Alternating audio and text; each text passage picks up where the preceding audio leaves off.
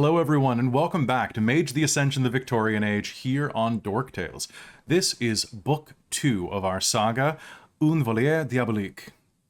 I'm your storyteller, Kelly. I'm very excited to be back here because Mage is my baby, so I've got a little bit of the nerves today, and we've had a couple of tech issues. I lost a cufflink. It exploded right before game. That was weird. Like, I literally threw my jacket on, my cufflink shot across the room like a bullet, and I'm like, what the... it's gone. Like, half of it's just missing. I don't even know. It was a good cufflink, too. I'm very excited to be back here as we go into Book 2 of Mage the Ascension, the Victorian Age. So, as I said, I'm Kelly. I'm your storyteller. You see in him. And I want to hop in before we begin and say a couple of thank yous. First off, to our graphic designer, Michael, for doing amazing work on these new overlays for Season 2. Thank you very much, Michael. I also want to showcase... Brahahaga, our artist, who did all of our art for Season 2, and will hopefully be doing all of our art going forward for Mage. I love Brahahaga's work, and you can find them in the show notes and at the end credits if you're watching on YouTube. Brahahaga is an amazing artist, and he is very affordable. So if you're looking to get some like semi-realistic kind of painted work, he did all of the Mage, Strixhaven, and Technocracy art. So great examples of his work there. He does a lot of fantasy stuff too, but we found that he was very good at like the modern type of vibe. So welcome to Book 2. And you can actually see all of the like art in bigger form on the website. Oh my god, the website! And thank you, Jen, because we have a website now. Did you know you can go to dorktales.ca because we're Canadian, and somebody bought .com and wants me to pay him like $3,000, and I'm not doing it. For .com. So we're .ca. We might do a .org later. I don't know. Dorktales.org. Then we're official. So definitely hit up the website, go to dorktales.ca, learn about all the cast. And if you are a sponsor, hit us up for contact information. Wink. Dorktales.borg. You're right. Yeah, there we go. All right. So before we jump into game, I want to introduce our cast. So let's go around in a big circle, starting with Christine. Hello, I'm Christine. I use she, her pronouns, and tonight I'm playing Dr. Evelyn Taylor, our Society of Ether member. Nice. Welcome back. Let's pass over to Amy. Oh, that's me. Hi, I am Amy. My pronouns are she, her, and they, them, and I am playing Chastity, Prudence, Goodwin, our Celestial Chorister / Cult of Ecstasy, and I'm excited to be here again. Oh, it's going to be good. Down to Jen. Hey, I'm Jen. I use she, her pronouns. And I'm going to do this because it's Book 2, and I should do this at the beginning of every book. But tonight I'll be playing Josephine, Azure, Benedict, Evans, Hazel, Carrington, Bani Tharsis, daughter of Concordia, mistress of the Arcturus, in Caligni, Abditus, Kodairu, Zeremot, Aseod, Bo. Okay. And with you, as always, is Octavius, who's just off camera. Yes, I have misplaced Octavius. He's on an adventure. Yeah, he's just on. He's on sabbatical. He's on sabbatical. Yes, absolutely. Yeah. And finally, last but not least, our newest mage, who's not so new anymore, Robin. Hello, I'm Robin. I use she, her pronouns, as is my character, Darcie Harkness, the member of the Verbena, with her lovely one-eyed familiar Bran, who is, alive. Unlike he's looking a little ghosty right now, which is great. Ghost cat. I can try to de-ghost him. Hold on. It's fine. If not, it's no worry. There we go. I de-ghosted him a bit. Cool. All right, so folks, we have a very exciting game for you tonight. Before we do that, though, I need to do a quick thank you to our sponsor for this month, our sponsor for the past 3 months, an amazing sponsor called Bookwyrm Games. Bookwyrm Games is a Vancouver area dice proprietor who also does so much more. Especially their new Kickstarter that's coming out on June 6th, their Quest Chest. A Quest Chest is a system agnostic game in a box that basically will take your players through a myriad of adventures with maps, handouts, wax sealed surprises, as well as usually an edible component that sometimes furthers the mystery or story. Also, In each one, you'll find things like metal coins, which I'm a big coin fiend, so that's a big thing for me, as well as just some curated music, audio files, and actual actors helping you bring your story together.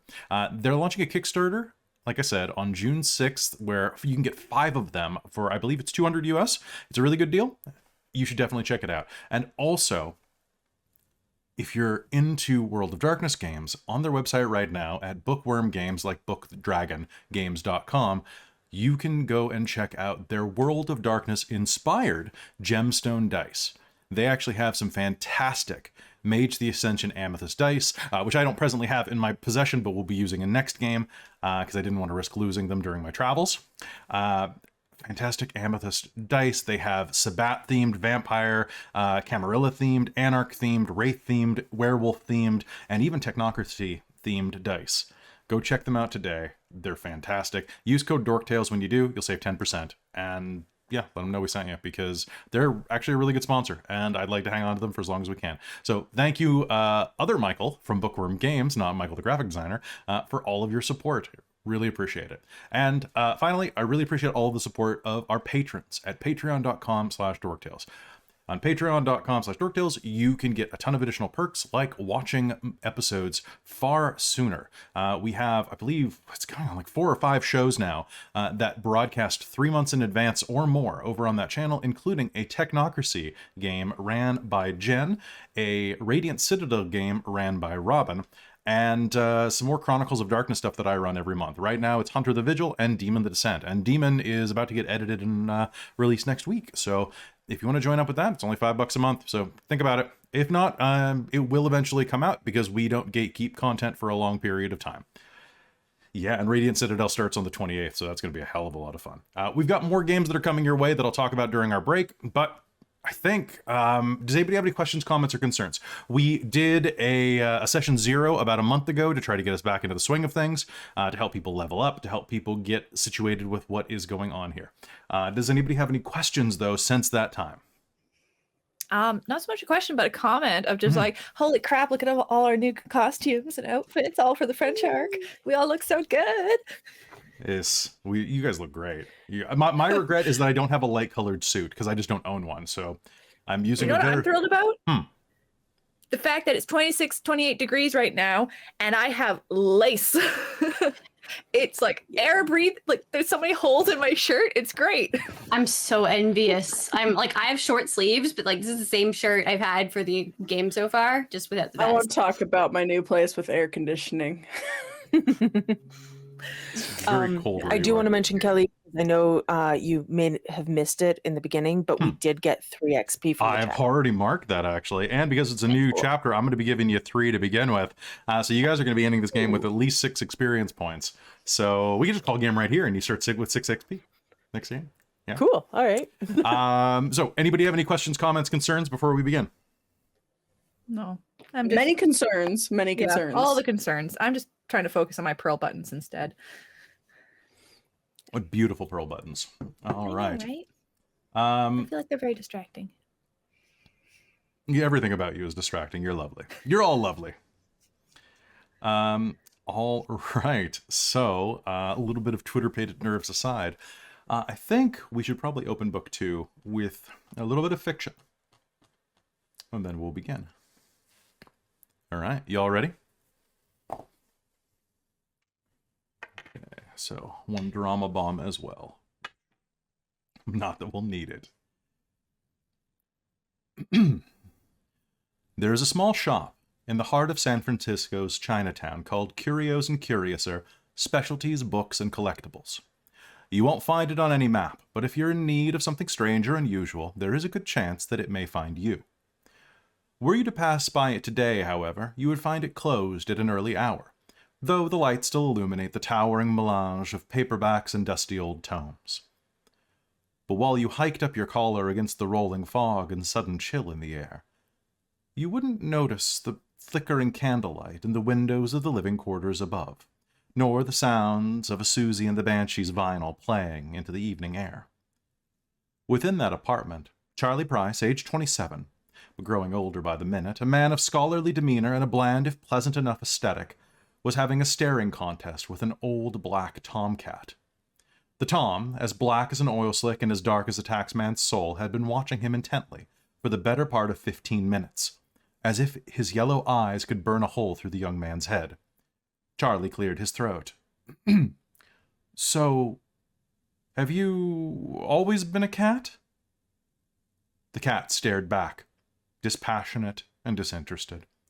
And just as Charlie began to feel about as foolish as a man could, in very much the same disinterested tone, the cat said, "No." Oh, wow. Well, that's something," Charlie replied. "So, what were you before you were a cat?" "No," the cat said. "Is that all you can say?" "No." Enjoying the conversation, interrupted a light, powdery voice from the nearby kitchenette. The shop and apartment's owner, Penny Dreadful, a full-faced and figured woman in her early 50s, dressed like she had stolen her clothes from a girl half her age, entered the room carrying a tray of tea and cookies, which she set down in front of the pair. "Giving him trouble, Mr. Mistopheles?" she asked the cat. "No," the cat said. "Just letting him know who's boss." "Oh," she replied. "And who might that be?" "Who indeed?" the cat said, and straightened his back in a deep stretch. He then leapt atop a nearby chaise lounge. None of the furniture in the room matched or made any sense, as if it had all come from an estate auction, or was picked up from the side of the road. Hardwood armed chairs spiraled into paisley-patterned purple silk on a chair next to an old leather armchair, between a coffee table carved from ivory and rosewood, and a fluffy orange sofa with a wildflower and duck pattern on the fabric. Charlie found it safest to sit on the floor. "There we are," Penny said, as she pushed a teacup toward Charlie across the table. "How do you take it?" I tend not to. I'm more of a coffee guy, I guess." "Oh, me too," she said. "But given the subject matter, I thought it best to step in theme." "Ah. Yes, so 1 lump or 2? 2, I suppose." Penny dutifully provided the sugar and poured the tea into the mismatched porcelain cups. As Charlie lifted it to his lip, it rattled against the saucer. "Nervous?" Yes," Charlie admitted. "And a bit confused. Between finding out that my grandmother was part of a vast magical conspiracy, that magic is real, and that an ancient evil's threatening the world, and the talking cat. Yes. And of course the talking cat. It's been kind of an experience." "Ah, then let's not dilly-dally," Penny said. "Do you have the next volume?" Yes, right here," he said, reaching into his satchel and drawing it forth. Penny looked at the title and smiled, her plump lips curving up toward the corners of her coal-painted eyes. "Ah, French. Très bien." It seems thinner than the last," Charlie said. Perhaps your grandmother and her friends got up to less trouble this time around." Charlie sighed. "Somehow, I doubt it." Penny nodded in agreement. "Well, shall we? I suppose there's no time like the present." "Oh," the cat said. "Except, of course, the past." Charlie shuddered, opened the thick leather cover of the second volume, stamped with a bird in an ornate cage around the words, "Un voliere diabolique," and began to read. Never let it be said that sorrow is an all-consuming malady. For even in the midst of great loss, those of strong mind and soul suffused with fortitude may find the capacity for joy and wonder once more. None of us had ever seen Paris before, and in spite of the open wounds, both physical and spiritual, we found ourselves soon enchanted by the eternal city of lights. Little did we yet know, my dear reader, however, that the city itself would soon become our greatest enemy yet, and that it would leave us with scars that still weep and fester to this very day. Pause to see Amy's face. I love you guys. I hope you love me after what I do to you this season. Always. Yeah, I was gonna say what. That's not even a question, Kelly. Mhm. Then let's We begin. ask for this. You wake up. It's been weeks since you left all of that business in London behind you, perhaps months. In a city like Paris, time passes somewhat strangely. You cannot imagine what the future may hold, but together with your friends, one thing is sure. Today will be a perfect day in Paris. As you sit up, Chastity, the bed creaks beneath you, and you find yourself looking out over the broad vistas and streets, the rues, the rows of Paris. You have a meeting with an artist in a little while, but for now, the smell of baked goods inside of the house that you all share, well, the rooms that you all share at the Baudelaire boarding house. They're invigorating. The smell of freshly ground coffee imported from across the empire. The smell of fresh baked goods. Today, perhaps croissants? Croissant. You remind yourself mentally. French has been a surprisingly easy language to learn for an American like yourself. And as you sit up, feeling the sheets cling to your flesh as they slide down in the dewy spring air. What do you do? What's your morning routine like? You're due across town shortly, probably within the next hour or so, at Pelletier's studio. I think that she drags herself. I don't think she's moving very quickly at all. Okay. I think she might flop back down and just kind of stare at the ceiling for a bit before getting a move on. Just kind of going through the motions. As you do, can I get a perception and alertness roll off you?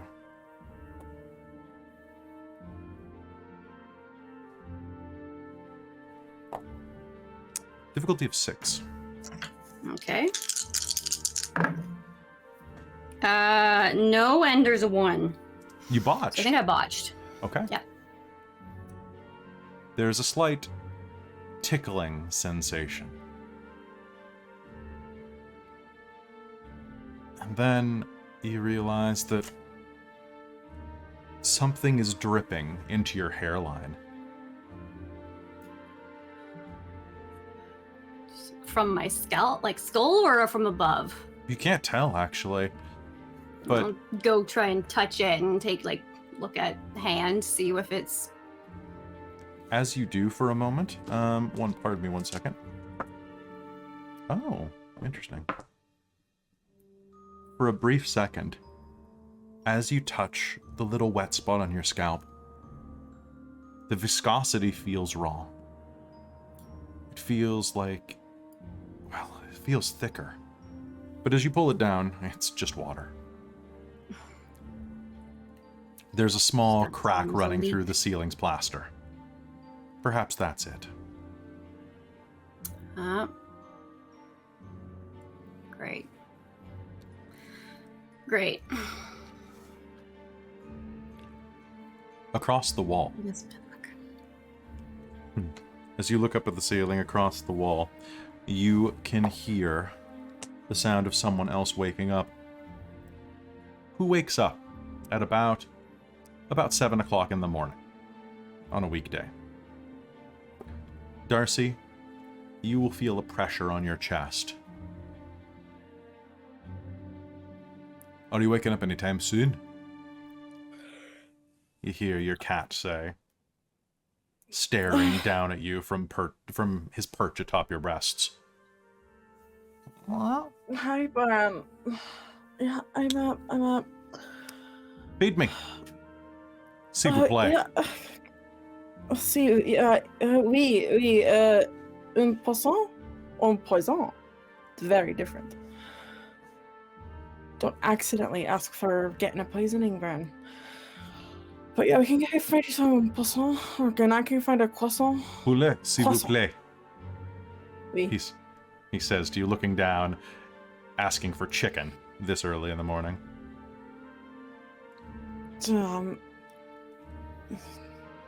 Oui.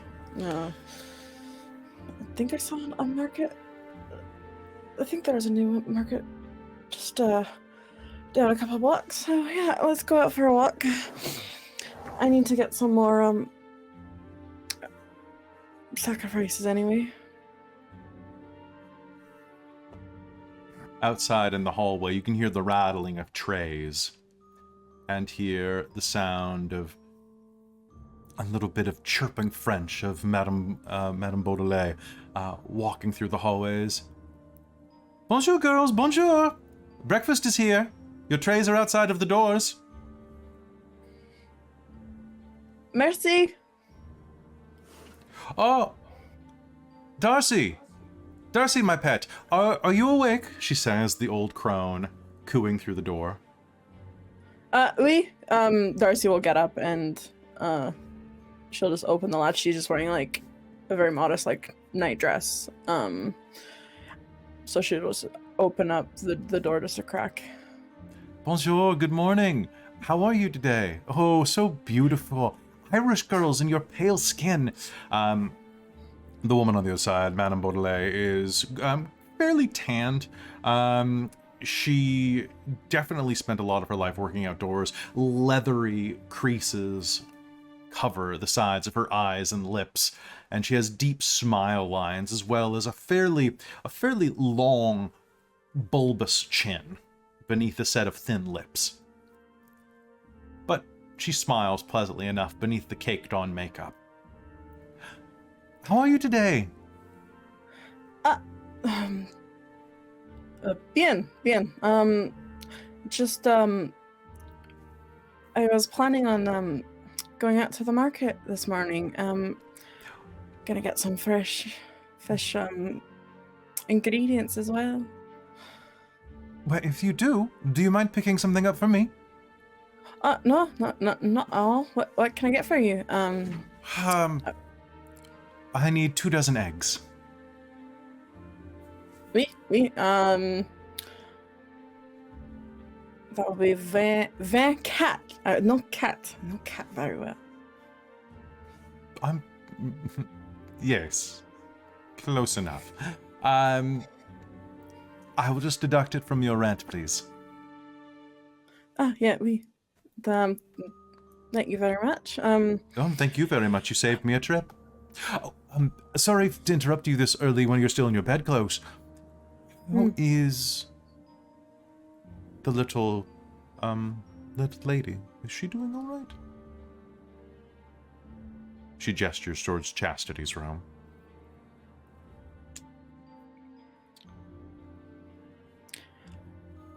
I think she's getting a little bit better every day. Oh, that's good. Heartbreak is so difficult. Yes. Of course.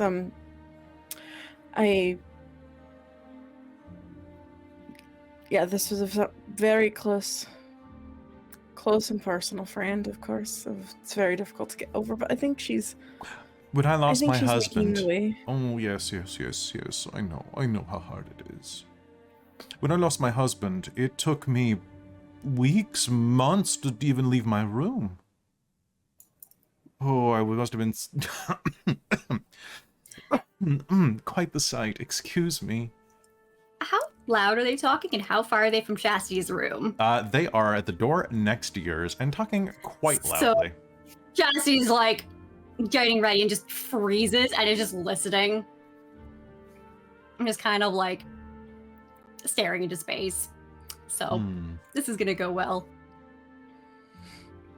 Anyway. Is it just wondering, is it strawberry season yet? I've been really hankering for some strawberries. Well, it is spring, so they shouldn't be along in too long. Wonderful. Although, I think there is a seller in the market. An African man. I think from. Or is he Moroccan? Or is that the same? Well, regardless, there's a fellow in the market who imports berries from across the way. Perhaps, maybe it's with his orange sales? His name is Marceau. Marceau. Merci, Madame. No, Marceau. Marceau. No, oui, just merci, Madame. Pour Marceau. Well, if you'll excuse me, do you know if Miss Evelyn is in? I mean, she's usually pretty early as well. I haven't heard her get up and out though since I've been, but I also just woke up like about 10 minutes ago. So maybe go knock on her door. She might be up. She's usually working on something or other. Well, I'll check in later. I'd hate to disturb her. Do you know what she's doing in there? I can hear the sounds of... It sounds like she's hanging pictures. At all times of day and night.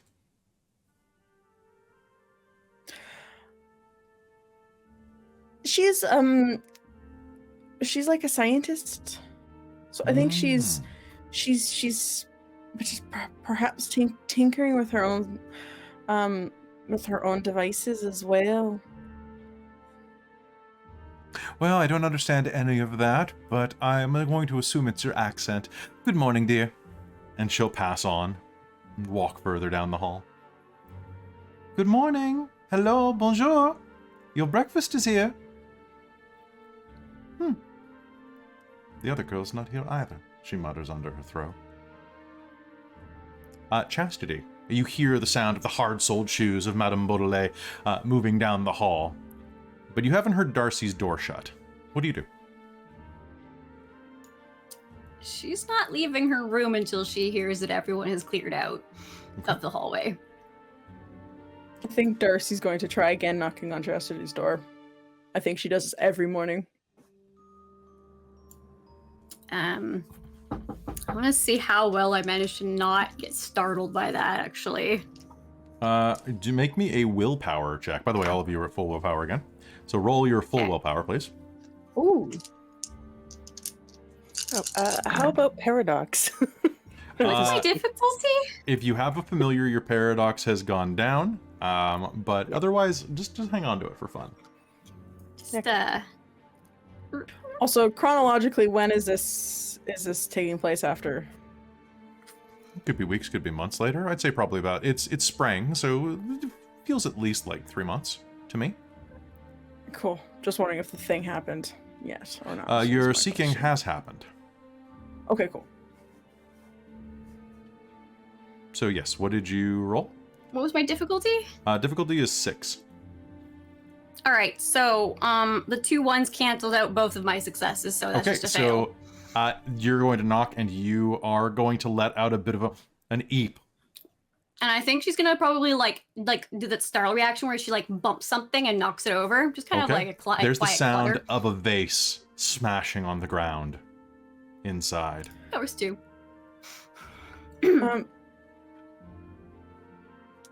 Chess. Just hold on. And there's like a mad scuffle, and then like Chastity just like slams the door open. What? I was gonna go out for a walk to the market, pick up some eggs for the madame, and as well get some supplies for Bran, as well as some of my own needs. Did you want to join me? It looks like it's quite nice outside. It's quite spring. Sorry. What, you want to go on To the market. I have somewhere I actually have to be on the other side of town in not long. Do you want? I'm running a bit behind. Do you need a hand? I'm sure I can manage on my own, but if you really want to, then I suppose you can join me. I'd like to. We can hit on the way back to the market as well. let's go on an adventure as well. Sure. Okay. She does not look thrilled. Oh, bonjour, Chastity, you'll hear from down the hall. Your breakfast is outside there if you'd like it. Did I hear something break? Yeah, sorry.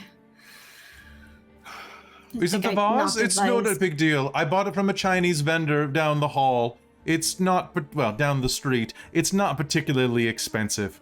It's not like the good, well, the heirlooms that I keep on the main floor. So don't worry about it. Just throw it away. I'll get you a new one for your, it was petunias. You try to save the petunias, though. They're lovely this time of season. I think Chastity looks over her shoulder at the ground at, like, the flowers on the ground and just like, yeah, they're lovely. Can Darcie try and, like, preserve them a bit? Absolutely. You have green thumb. So on the ground, there is a pile of petunias inside of a puddle of water that is kind of pooling into the old but well-maintained carpet of this room. These rooms are very comfortable, very austere, but classy. You've been very fortunate to be able to acquire these accommodations and to stay here in great comfort. The food is good. The company is not terribly judgmental of foreigners, and well, it's safe. It's very comfortable here. It's good to stay in her good books, you imagine. Is this an all female boarding house? This floor is. The main floor does have some men staying at it, but they're forbidden from going on to the higher floors.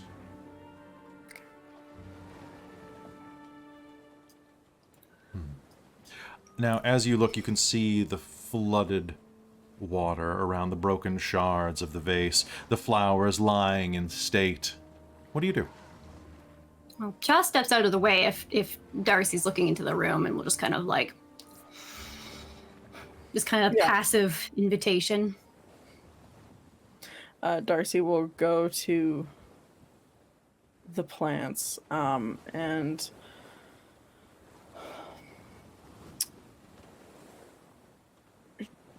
is there any way, like, she could use, like, life and, like, forces to try and, like, bind a little bit of the water? Like, try and, like, just bind, like the bubble, you know, like how the surface tension holds on, like, water? You wouldn't really use forces for that, in my opinion, but I think you could definitely use life to preserve them. Yeah, okay, then she'll just use, like, the flowers are still technically alive. They're on the cusp, but they are still alive. And your green thumb will put that over the edge. If you want to try to do that, you can go ahead and make me an Rattray roll at a difficulty of 4. Sweet. Because you only need to use life 1 for that with your green thumb.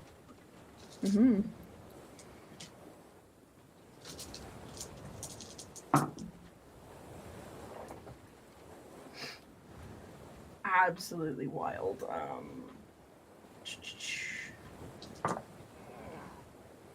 That is 4 successes.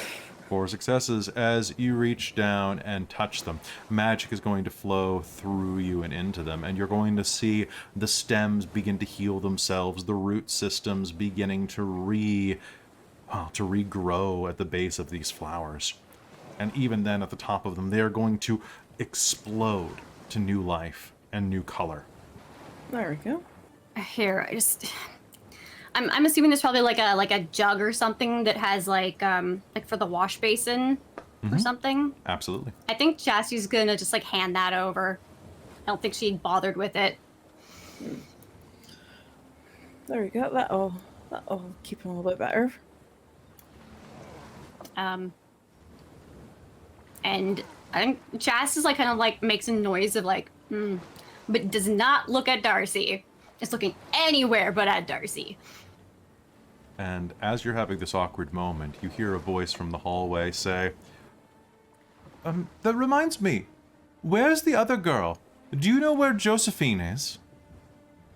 Madame Baudelaire says. And as she says that, the camera's going to push in on that puddle of still water on the ground. And the water is going to start flowing. And soon, we find ourselves somewhere completely different.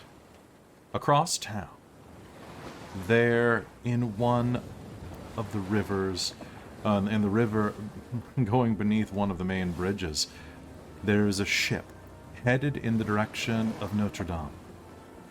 Aboard it, you can hear the sound of sailors, dock workers, shouting to and fro as this little merchant vessel works its way down the river. Atop it, however, you hear something else. As it hides kind of almost still beneath the bridge here, away from the prying eyes of others. I would like you, Josephine, to make me an initiative roll.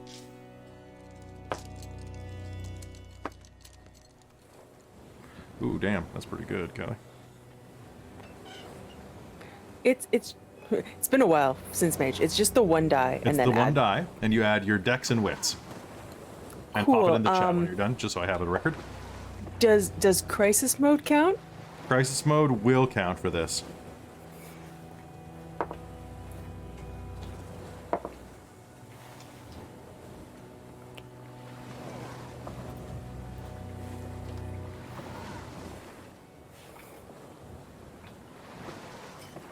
Oh, sorry, can you say that out loud for me, please? I got 31. You rolled a 31 on a d10. Yeah, I rolled the 24, and I have a +7. Okay. I am going to need a moment to digest that. Just one moment. Oh boy. Can you, I've left a question in the chat for you can answer real quick while I'm digesting this. Just pick one.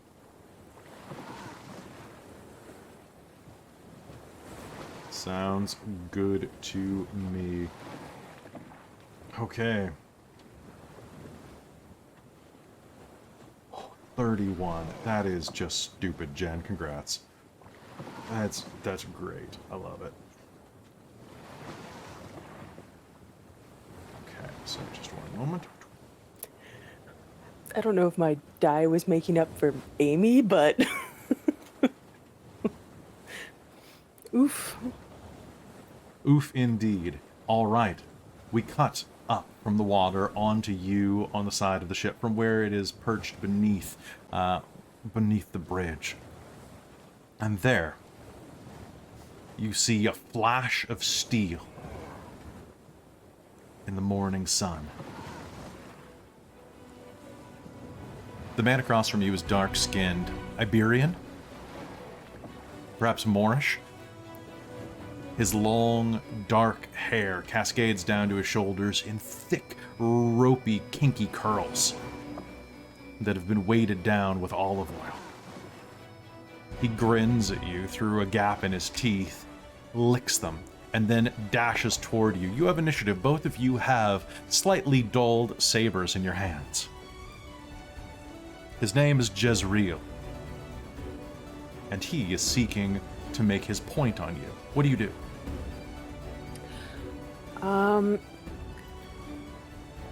I'm gonna push the offensive. I'm gonna go after him. All right, so you are on the deck of a merchant ship. There are crates everywhere, and he is not afraid to use them to his advantage, climbing up and down them, gaining the high ground. He is known for doing things like swinging along the mast, or the sails, or the rigging. What do you do? Cool. I do have cat-like balance, Perfect. so I'm just following him wherever he takes me. All right, so you have the advantage at this point. It is to best of 3 points, and the match has just begun. He's drawn his blade at you and he goes, "Have at you!" and lunges forward. But you have initiative, so you can act first. You are on steady ground at this point between between several stacks of crates. Okay. But he's lunging kind of towards me. Yes. His general move on this is Okay. going to be a quick lunge and a cut to the sword arm. Okay. I am going to parry and riposte back. Okay. So what we're going to do is we're going to do a contested dex and melee roll. Difficulty of 6. Cool. 31. Only 2 successes. Only 2. You know what? I'm actually going to lower your difficulty to 5 on the first hit because there's no way he was expecting a 31 on initiative. I'm sorry. Okay, that's cat-like. Yeah, fair. Then that's 4 successes. 4 successes. Okay, hold on. Let me see if this 10 turns into anything. Oh, it does not. All right, so his cut lashes out toward your arm, and you are going to parry it out of the way and return. He is going to duck out of the way at the very last second, but you are going to feel the tip of your saber scrape the cloth of his shirt. Not cut it, but you know that had it been sharpened, you would have cut right through. Not a count if you don't walk away with a bruise, though. All right, he used his turn blocking with by countering the riposte. What would you like to do now? It's your turn again. You actually have him on the ropes. Oh, nice. Yeah, I'll press the advantage and swing at him again. Mm-hmm. All right. What's my difficulty on this one? Your difficulty is 6. Okay. 3 successes on that one. 3 successes on that one. He is going to use his reflexive dodge to try to get out of the way of that. And he is going to fail completely thanks to 3 ones. So he tries to dodge out of the way, and you actually are going to get 3 successes over his 0 because I canceled all of my successes out. And where are you hitting him with this? As he kind of tries to dodge around, it looks like he's going to try to like swipe at your legs or your ass, maybe. Yeah, I think I'm gonna pivot and drive the blade towards like his kidney kind of area. All right, so you are going to manage to punch right into the side of his back, leaving a long welt through the rip in his shirt you just caused with the point of that saber. And you can see that his dark brown skin is going to be very, very dark tomorrow as the blood will pool beneath it. He is going to let out a little, very good, very good. But can you follow me here? And he's going to give you a wink, and is going to leap up, grab the rigging, and begin to climb it with such alacrity. It looks... Have you ever seen a coconut farmer climb a coconut tree? Yes. He does it like that, but without using his feet. It's almost like he is weightless, like an astronaut for modern viewers. Though he leaps up, grabs it, and like almost throws himself like up through water onto the top rigging. Obviously a little bit of forces magic thrown in there for help. And at the top, he does a full double flip before landing on the top sail rig. The bridge is a scant 4-5 feet above his head. Yeah. You can see the lichen that clings to the underside, almost brushing into that black mane. What do you do? I am going to follow him with a little bit of forces magic of my own. Okay, go ahead. What are you going to use to get up there? You know, just fly up there? You going to use forces too? No, I'm gonna basically do the same thing as him because my forces instrument is ropes, is rigging. So I'm gonna grab the rigging and like swing myself up, bouncing off of carts as I get up there. Perfect. That's gonna be difficulty of 6, please. Crates. Oh, it's actually rigging is your specialty, so 5. Cool. 3 successes. 3 successes. Mark 1 point of paradox for an uncanny. Okay. Yeah. But you are going to be able to basically do the same thing, floating up to the top rigging where you will both stand on it with cat-like balance. You know, slashing me in the back was not the best idea.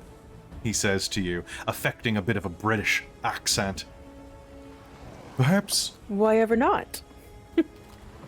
because now I shall do the same to you, and I'll have to paddle your little ass, he says, switching back into his native French, and will take a dive toward you and try to smack your ass with his sword. Cool, cool, cool. He's gonna spend a willpower on this. Okay, you can choose to dodge, or you can choose to counter with Dex and Melee. If you use Dex and Melee, that will take your action, but you have a chance of overpowering and striking. Yeah, I'll do Dex and Melee. Okay. Ooh, I wish you the best of luck. This is a very good roll. You can choose to spend willpower on this if you want. No, it's okay. Ooh! No, I did not do well. I got 1 success. Okay, I got 6. So... Yeah, based on your tone, I was like, I'm not gonna waste the willpower. So, almost weightlessly, he's going to dive toward you. He's going to feint down toward your hip. And as he does so, you are going to go to block out of the way using the momentum to slash up. However, he is going to rush forward, and as he slashes down and you slash on top, he is going to shoulder check you in the shoulder and roll over your back, and then slash you right across the left butt cheek. Oh, If you wanted to be spanked, good. we could have talked about this earlier.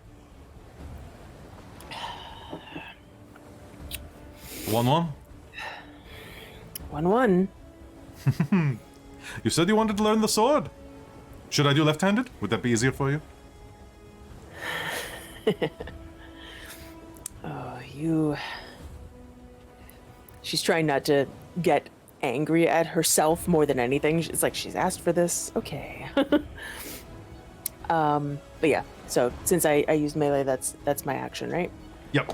But that was his action, so it's his action again. So he is going to... you know what? He is going to try to do something. He's going to smile and wink at you and say, if you'd like, maybe we could get together and I could show you my more dangerous sword. Oh, that's not a good roll. That's a really bad roll. Womp womp. He gives you a wink. He's a charming, handsome man with a kind of an overly long face and a very, very long nose. But he's not without his swarthy charm. However, this mind effect, it just does not work. It does not work at all. Just deadpan. Like, it's your turn.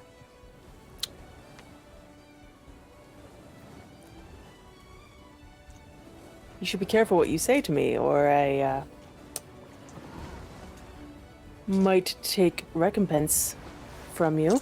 And she's going to go and she's not fainting, but if she doesn't hit, it's fine. She's doing a cold shot to the crotch. Okay. So give me that at difficulty 8, please. And Yep. he is going to definitely try to parry this. And she is spending willpower on this one. Okay.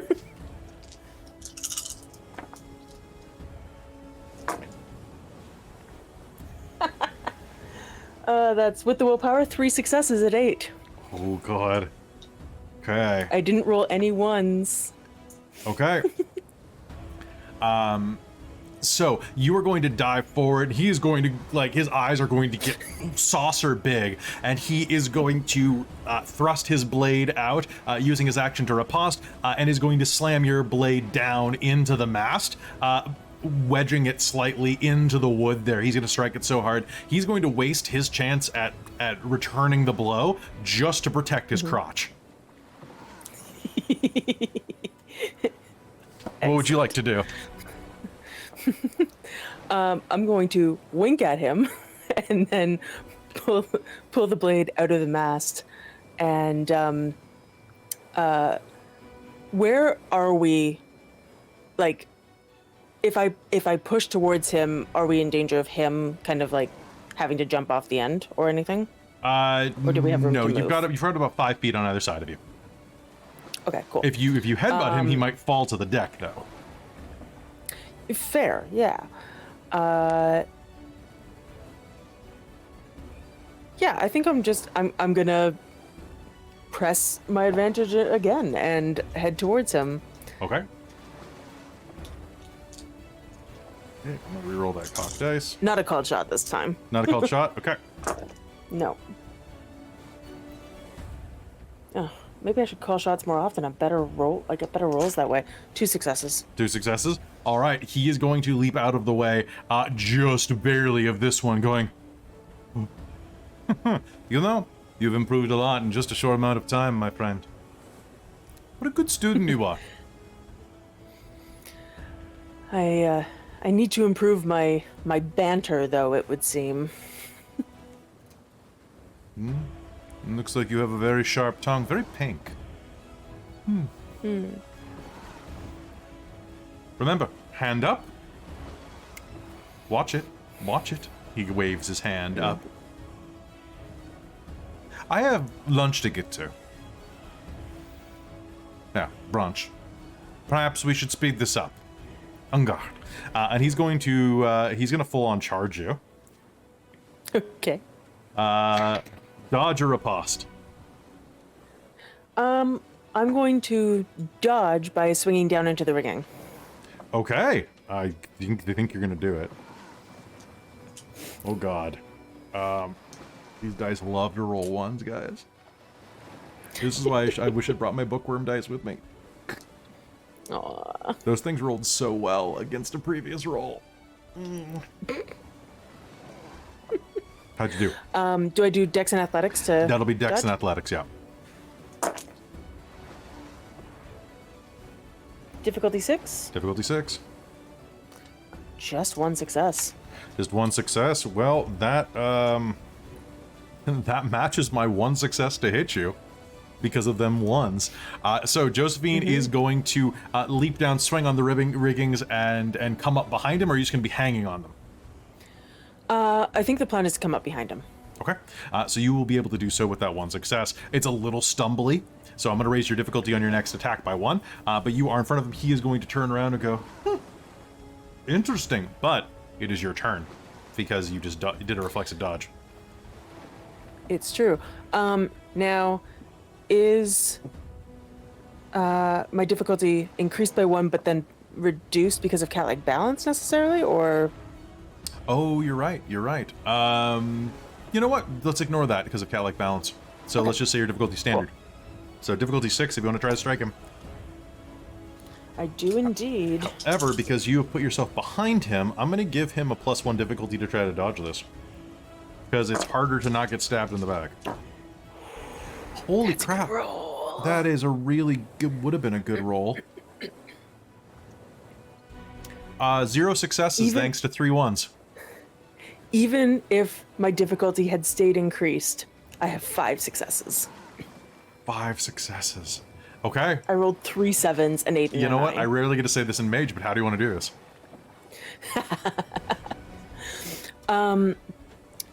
Yeah, so Josephine comes up behind him and he makes his little smart comment, and she just goes center mass and drives it a little harder than she maybe should for practice, but she's proving a point. And maybe to the point where he might stumble a little bit, not necessarily fall because he's got A, forces, and B, balance and stuff, but definitely takes it out of him. That is going to knock the wind out of him, and he is going to drop basically so that he's straddling the mast, and is going to just kind of like sit there for a minute, wait, holding a hand up. Okay. I think that's probably enough for today. I think that is. You yield? Yes, Josephine Carrington, Bonnie Tharsis. Congratulations. You've scored 2 points and have made me yield. I, Jerazil al-Saladin Bonnie Tharsis, yield to you on this morning. Well met. Good. I'm proud of you. You've come a long way with the blade very quickly. Even my chauvinistic comments couldn't dissuade you. Although, if you would like a drink later, I do know a place that serves great tea. He slides his a spot of tea. Or perhaps you prefer a more ribald beverage? From time to time. I do not It's partake. not very but- ladylike, you know. Yes. Well, I prefer not to let the things slip past my lips, of course. It is not Allah's will, but I know a couple of places with, some dangerous places, at least.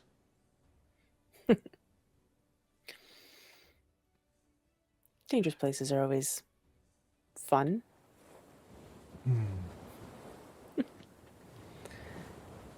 You have been an interesting student, Bani Tharsis, he says to you, his words suddenly switching from French into the old first language of Enochian. The words slide over his tongue like a mist. And you could only really understand the gist of most of them. In Enochian, every word is a perfect distillation of a concept. His use of the word Tralak for student literally defines you as a female student of short term under his tutelage who is of roughly equal esteem, if not skill, in the arts that you are studying under him.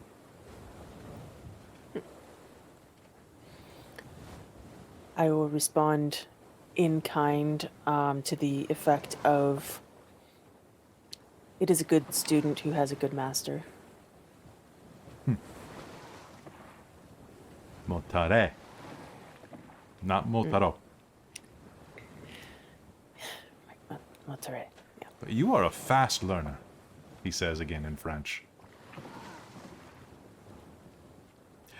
I've always thought the best woman is an educated one.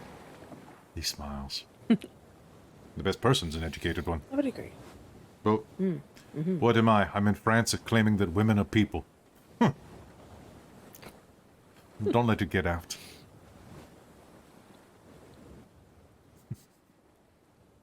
And he smiles at you. And as he does, we are going to fade up,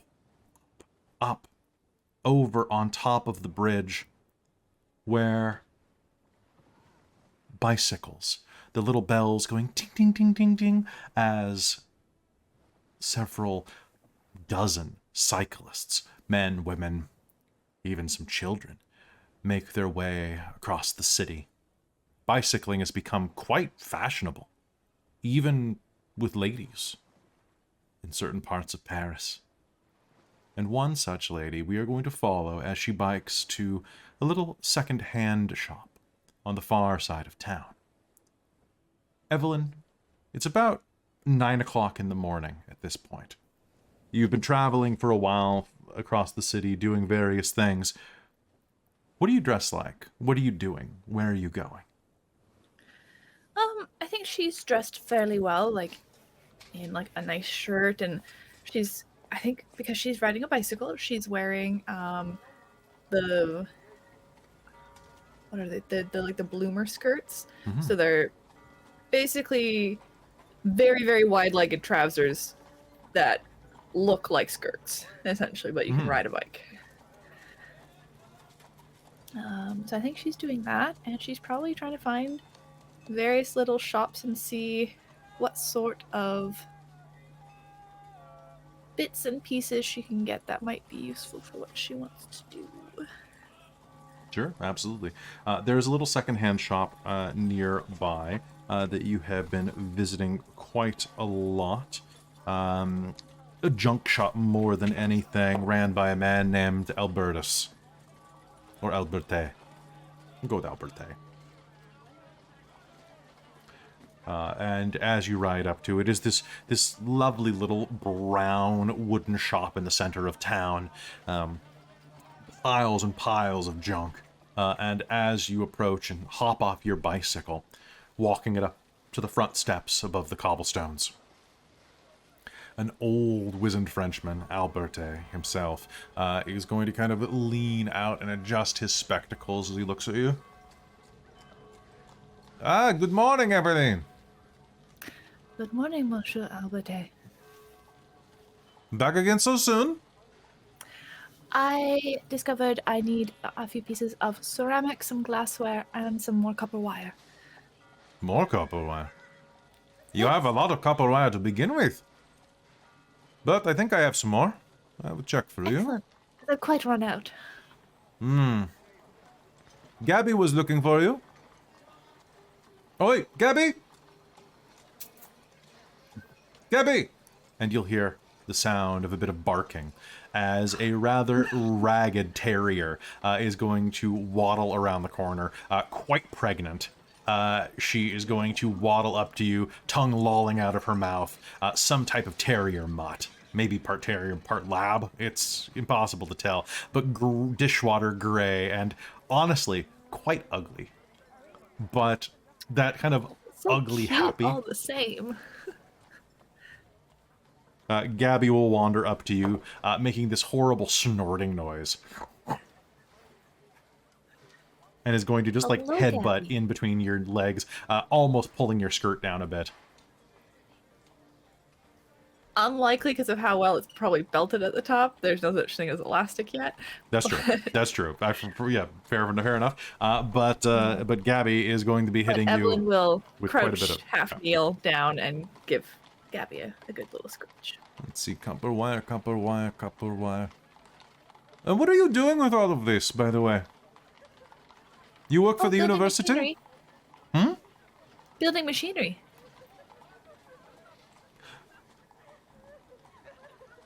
Did you? He's probably got a very fetching little hat on too. Gonna look back at you and... Are you hiding manhood underneath that skirt? Of course not. What use would I have for that? Certainly won't help me build a machine better. At my age, I have no use for it either, he says, and starts looking through his things. But when I was younger, I had no use for it either, really. Let us see. Copper wire. You can check the back for the porcelain. There is so much porcelain. What are you building? What strangeness are you making? Well, I was making a small machinery to create energy, and ceramic Energy? in particular was kind of useful for helping confine it. But I'm looking to figure out how to transfer it in a specific way. So I'm really doing something experimental, really, in the long run. Leave it to a woman to answer a question and leave me with more questions. None of that makes any sense, but, okay. Well, it's experimental science, it never does. Until all of a sudden it does.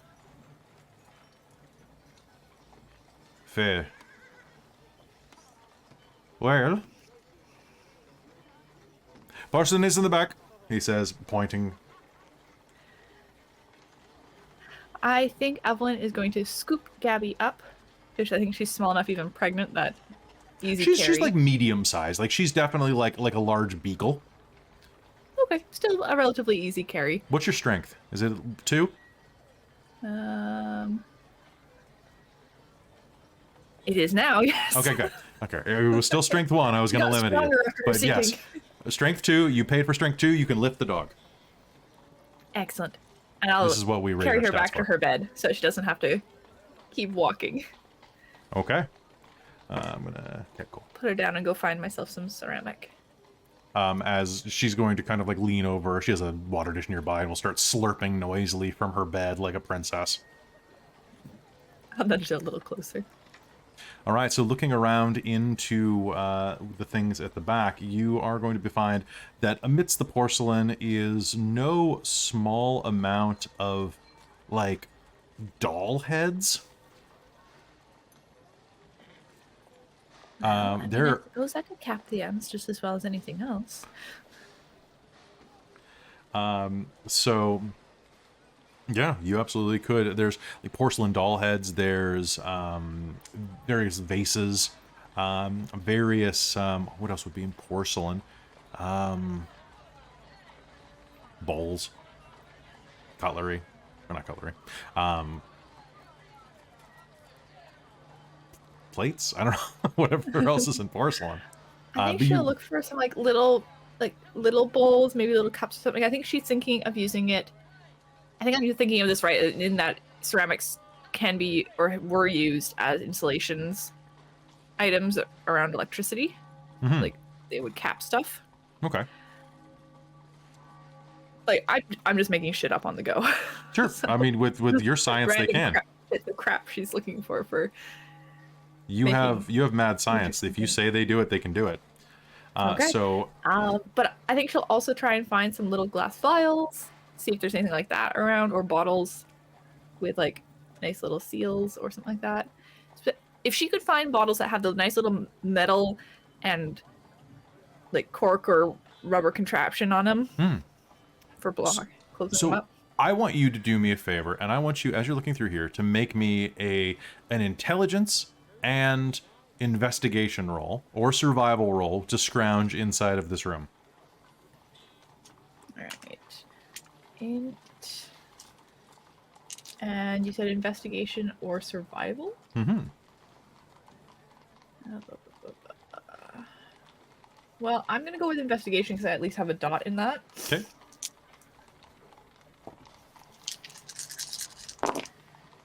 What's the difficulty? Difficulty of this place is going to be 8. Okay. One success then.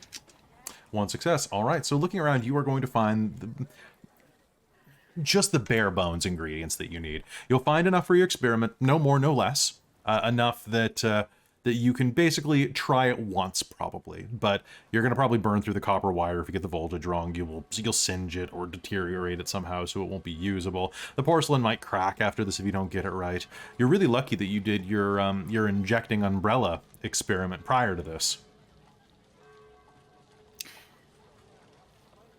Which, I suppose, if I do find decent glass, I could make a little tiny forge and just heat it up into the right, like, size glass things to make my little ampules for putting in my injector umbrella. It's true. You absolutely So could. she might look for some extra glass just for that purpose. Something that's maybe close to this right size already so that she can just use a little bit of matter. And if everything's already basically there and she just has to encourage it to take the right shape with matter, then I think she'll do that. Sure. You absolutely can. So So as she'll you... gather some little glass bits. Have you found everything you're looking for? I think so, yes. Let's see. All of this is good. That's good. Okay. He takes notes of everything that you've picked up, scribbles it down on a pad of paper. And he tries, actually. He scribbles for a bit, but his pen goes dry, and he shakes it. It's an old cartridge pen. Well, oldish. They're still working out some of the kinks in these things. And as he shakes it around, he goes, "It's clogged again. One moment while I find a pencil." He takes a look around, scrounging beneath the cabinets for a pencil. Setting the old brass-cased pen down on the counter. Can I pick it up and look at it? Absolutely. So it's a very simple, just basically like a fountain pen. Mm-hmm. And this It's is just gotten clogged or something. It has, yeah. It's not particularly good. I'm just going to double check something real quick. Because this is the moment where I panic, where I try to remember when a fountain pen was invented. 1700s. All right, we're good. So this looks like it's at least a generation or two old. A very, very, not necessarily well-maintained. But it is pretty traditional brass and kind of brass and black, we'll say, fountain pen.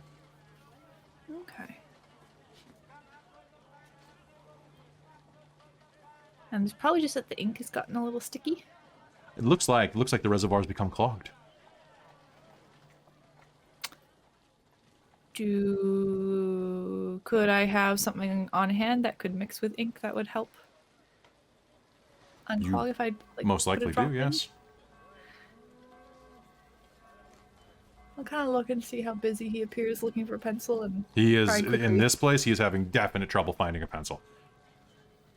I'll try and quickly I don't actually know how a fountain pen works, but I figure Evelyn does and can probably undo it, put a drop in, and do it back up and kind of. Sure. Looking at it, you can see that, yeah, it's a pretty standard fountain pen with a traditional iridium-tipped stainless steel nib. I don't have the Wikipedia page open right now or anything. I love Wikipedia. It's so much better than it was 20 years ago. It's ridiculous. So yeah, if you want to try to give it a fix, would you like to use magic or do it mundanely? I think just mundanely. Okay. Go ahead and give me a wits and wits or dex, I'll allow, and technology. I think I'll just stick with wits. Difficulty? Difficulty of this, 6. Okay, that's 3 successes. 3 successes.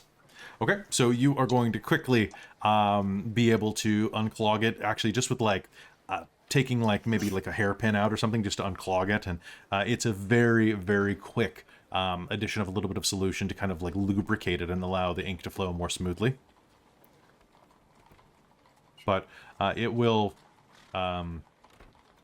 write very smoothly again if you test it. And he will stand up holding the very nib of a pencil, almost like the butt of a cigarette, like just the tiniest little pinchable bit. Go, all right, sorry about that. I think I got it working. Eh? I got it working. You got what working? Your pen. You creepy thing with the heads? My pen? My uncle's pen? No, that thing never works well. See, look. And he'll take it out of your hand kind of abruptly with his claw-like hooked fingers, and we'll give it a... It leaves smooth black marks on the paper. What did you do to this? How did you fix it? Oh, I carry some solvents with me. It just helped loosen the ink a little. You just happened to carry some solvents with you. Yeah, it's like I have a little kit on me. You are a... You never know when an opportunity for science will present itself. There is a woman that you should meet. Voila! Voila. That reminds me. There is a woman who you should meet. She has come by here a few times, picking up additional parts for her work at the university, with her husband. Madame... Curie. I think she's in town right now. Oh. You should consider meeting up with her. I think she is of a like mind as you. Perhaps there is a chance that maybe her husband knows a man.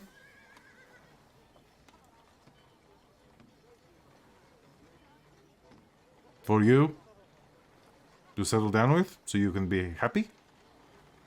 Oh, I see. I'm not, You're in not, any rush. I say no more? There's nothing wrong with the spinster's lifestyle. Although, if you want companionship, I think I can probably help you out. He winks a bushy eyebrow at you. Maybe come back in 8 weeks? She'll glance down at the dog at that point. The dog is licking herself, looks up at you. Oh. Hi, Gabby. I have no idea what the bitch slept with, but given some of the mongrels in the neighborhood, he's going to be he's going to be big, probably. You could use a big dog to protect you. Of course. Big dogs are wonderful. Mm-hmm. I will send a bill to Madame Baudelaire. But Well, thank you. Fixing this pen would have cost me a couple of francs.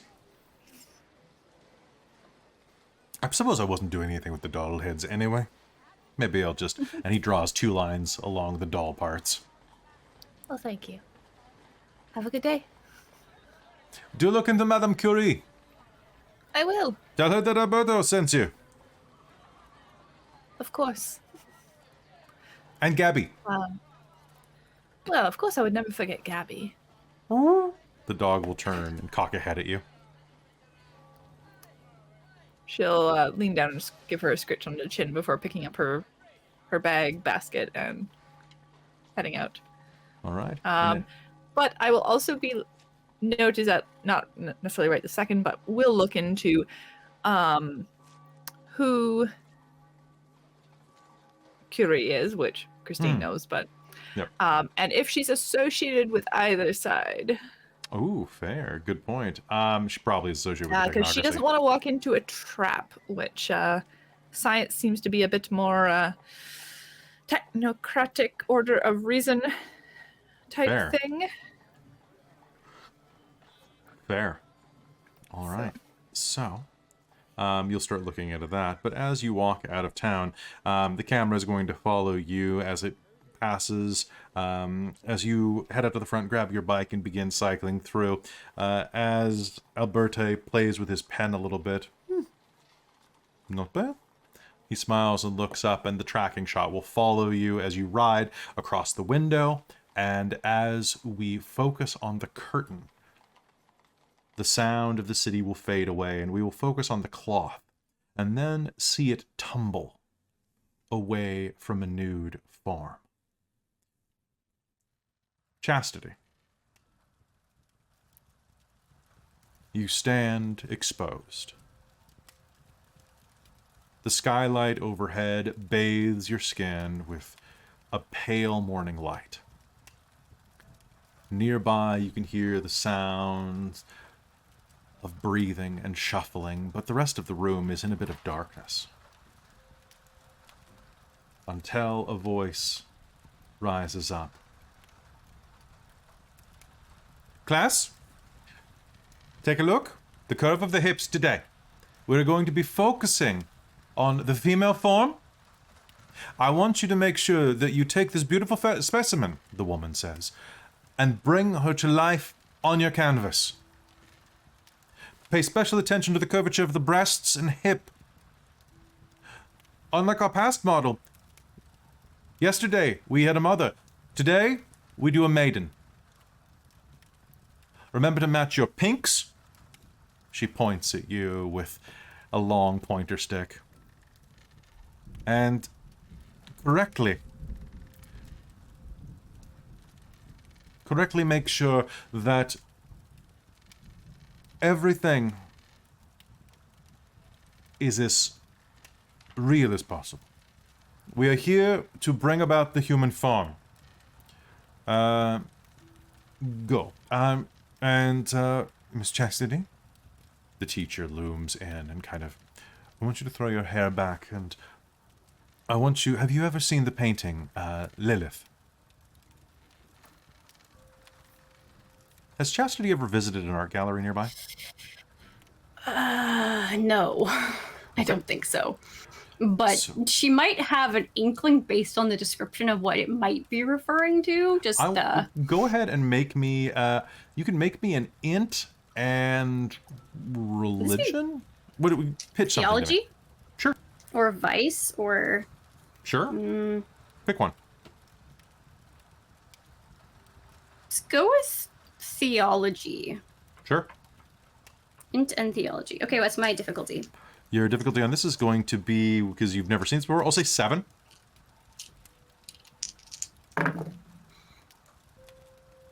Well, that's 4 successes. Okay, so you've never seen this painting before, but are going to be able to pretty much mimic it about perfectly. And Amy, in real life, do you know the painting I'm talking about? Vaguely. I've seen it, I just can't recall it off the top of my head. It's the one of Lilith posing with a snake. It was actually, it's an 1867 painting. Basically, she's got her hair all flowing to one side. She's kind of reaching up to pet the snake. and it is by I forget, by John Collier, and it's actually it's an amazing painting that I can't probably share because it has nudity. But everyone, look up John Collier Lilith. Yeah. So she'll sweep her hair over to one side and strike a pose. Okay. I want you to do me a favor, and I want you to make me an appearance plus. What do you think would be the skill for this? Oh, maybe expression? Sure, do it. You can make me appearance and expression. Yeah, pity I can't do my charisma, can I? It's gotta be. What's my difficulty? Difficulty on this, 6. Okay. Alternatively, you could make a stamina and expression roll, but we'll go with appearance for the first part. It's the same difference for my Okay. dice pool. So that's 2 successes. 2 successes. Mm-hmm. All right, so you're going to be able to hold the pose pretty well, keeping your chest raised so that it presents the best angle, so that light cascades off of like the curves well. And you're going to see that the audience is actually a mixture of men and women, but it does have a preponderance of men in this room. It's quite amazing that the teacher is a woman, but she continues to walk around making various comments on your body, on your face, on the nature of your skin. This nose, look at this nose. Look at the way that it blends directly into the forehead, the attached lobes of the ears. And here, if you look there, does Chastity have any visible scars or marks?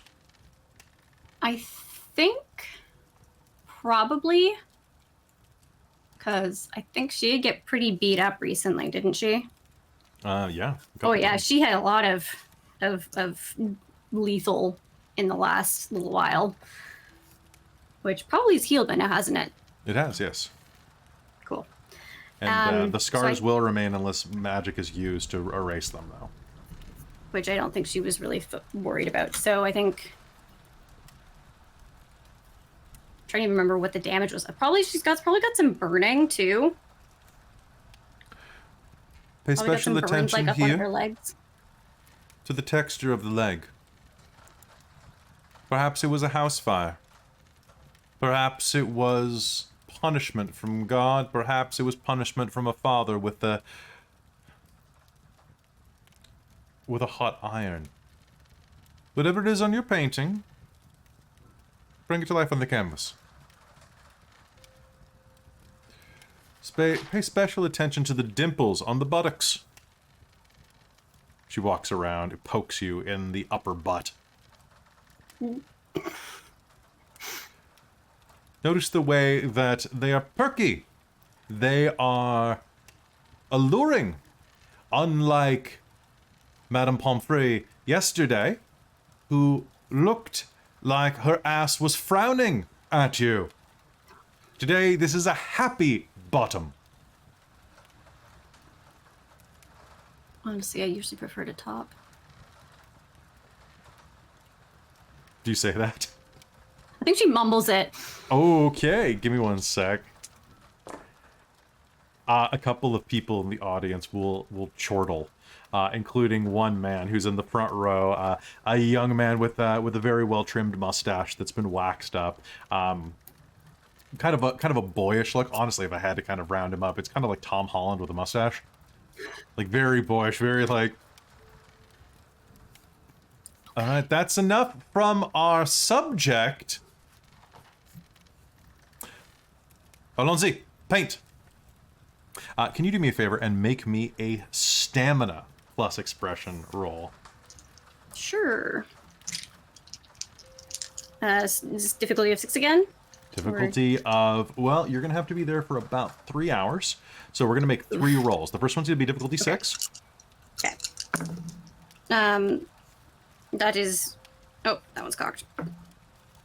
2 successes. Okay, this first one will be no problem at all.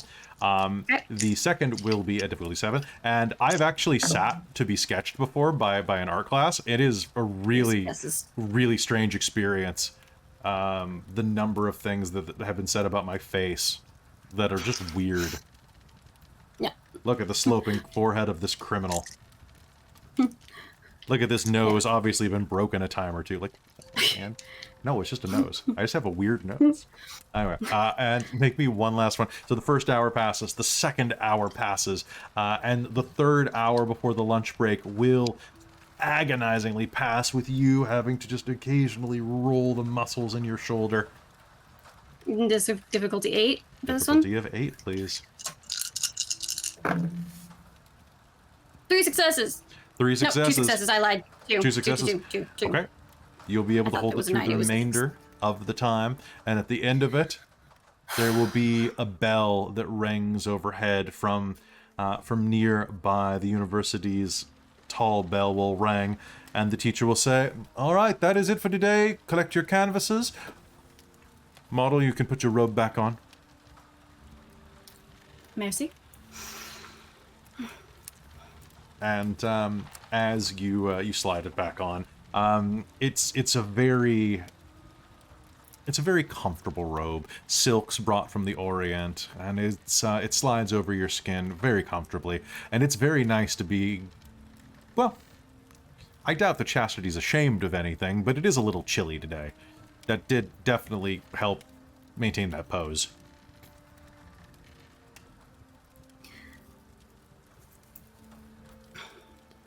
I think she's sort of thinking to herself, like, yeah, like as they were doing the descriptions and commenting, she's like, the more and more you describe me, the less I sound like it sounds like you're describing a human.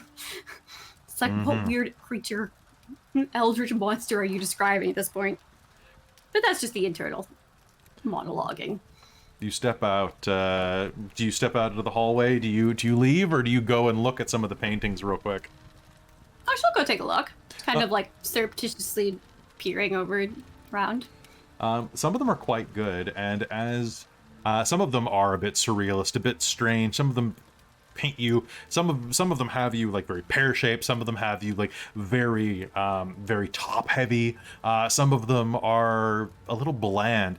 And as you go around the front, the man who laughed is packing up his things, wiping off his easel, wiping off his palette, and he turns and sees you looking at his painting. And it is actually probably the best one there. It has the basic structure. The legs are still not filled in, and not a terrible amount of tension has been placed on any of the breasts, the thighs, or anything else that may have been exposed. But he has your face really well done, and your hair in particular. The color hasn't been matched, but it's been enhanced. It is a much more like a honeyed brown. And it is just like a lovely cascade. This guy knows light really well. And as he puts his brushes away in their case, he turns and goes, "Oh, I'm sorry. I didn't expect to see you here. It's..." I mean, you can't fault me for being curious. Most of them aren't. Most of them... I stood there for several hours. I kind of want to know what the result was. Yes. Do you like it? You're quite talented. You're quite beautiful. I mean, you're quite, picturesque.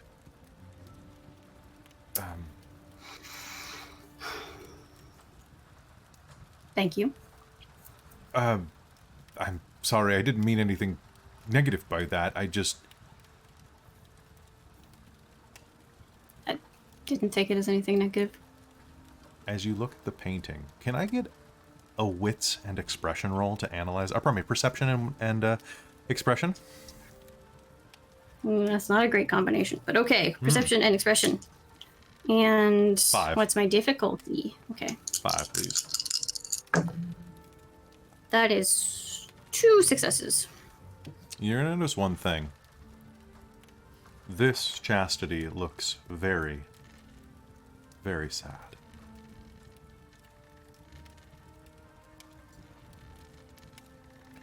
Yeah, it's kind of like looking in a mirror. I feel like I got the emotion wrong. No. No, you didn't. Sorry, I should go. I'm Thomas. Thomas Boudon. Nice to meet you, Thomas. Yeah, thank you. I'm sorry.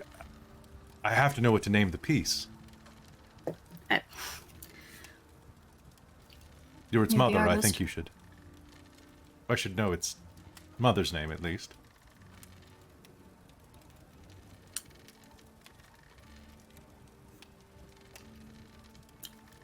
I'm going to leave that one up to you.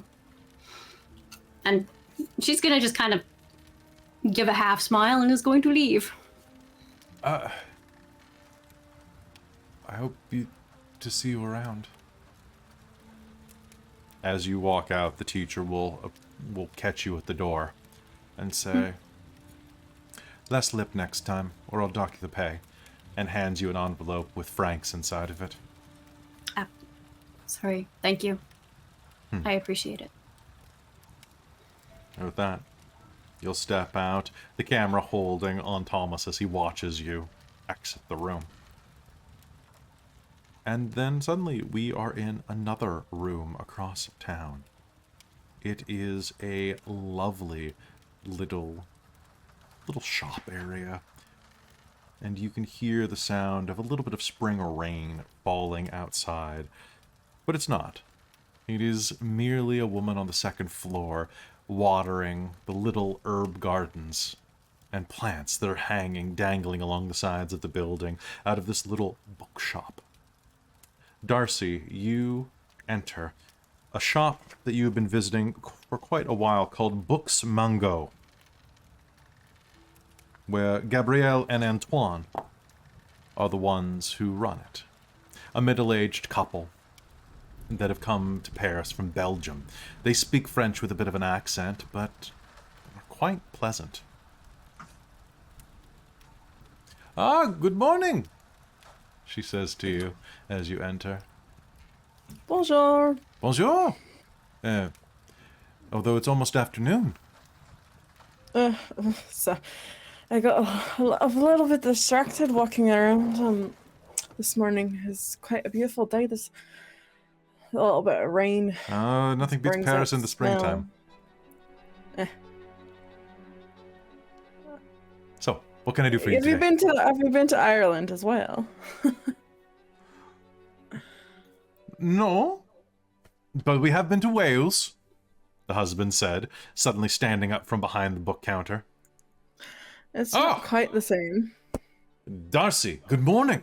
Or should I say good afternoon? Morning, Antoine. It's not quite yet. Is it not? Oh, it is not. Well, you are looking... The book. I said it would be in today, did I not? You did. That's why. That's what I'm hoping for. My pet, did you know where I put it? My love, it is around here somewhere. It must be. You said that it was going to be in. Yes, I suppose. If I had it, it would be, he pats his jacket. It would be right behind you. And as you turn on the shelf behind you, there is a book of 10,001 Arabian Nights. Is that the book? No? Which book was it then? No.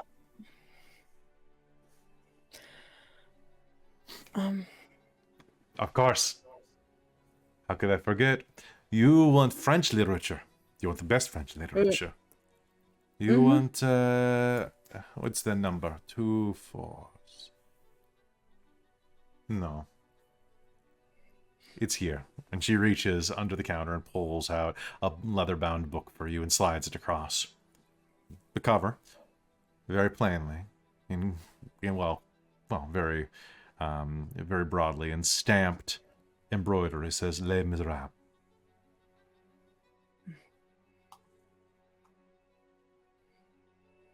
This one? Aye, that's the one. Mm.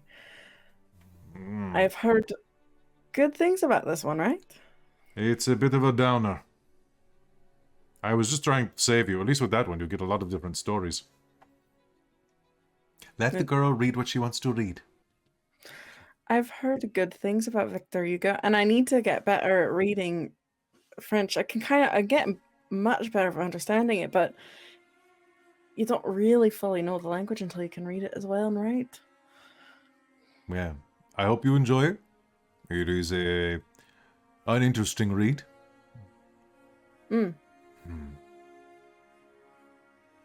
Yes, that is what I think. I personally prefer his other works. The Man in the Iron Mask.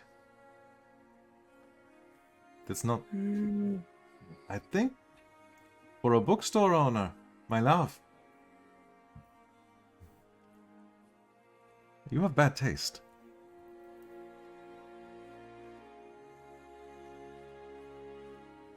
It is what it is. Oh, before I saw these, and I thought of you guys as well. I just picked them up. I was walking by. This is why I was a little bit late than I usually wanted to be. But I walked by this lovely smelling bakery, and I both got you these are my favorite things since I've got here. Little macarons. I love macarons. Cute. Thank you so... My love, can you fetch something to drink these with? Maybe some tea or some coffee? Yes, I'll get that right away. Don't tell him that it's Alexander Dumas. Not Victor Hugo. Don't tell it. Oh, okay. I was wondering. He gets them mixed up. He prefers to read. He honestly prefers to... Recently, he picked up this book last time we were in London. It is the strangest book I've ever read. He was obsessed with it. I didn't like it. I thought it was perverse. Nearly pornographic. Oh? What book is that?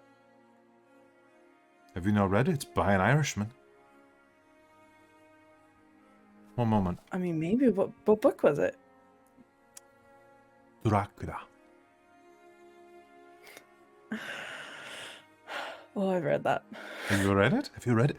I have. It's filthy.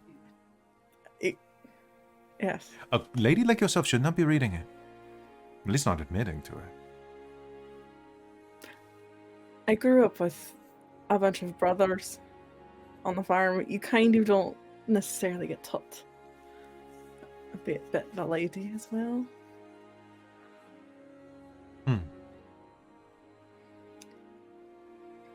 But I quite enjoyed reading The Hunchback of Notre Dame, so I thought I'd give Les Miserables, Les Miserables. Close enough. I brought coffee. Coffee should be... luckily I had some water on the boil. So, coffee. He comes back with a tray and one of those old percolators of coffee. The tin ones. Sets it down. Yeah. As always, find whatever book you like. You can borrow it. We will buy it back from you. At a good rate, so long as you treat it kindly. Of course. Oh, speaking of which, do you have that last book with you? Oh, of course.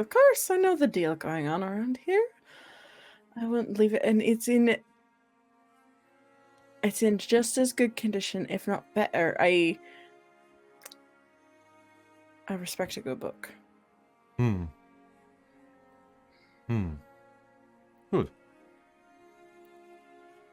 Well, can I have it? Oh, yeah, of course. And Darcie will go through her bag and then pull out. Boy, you're gonna make me quickly look up books that were popular.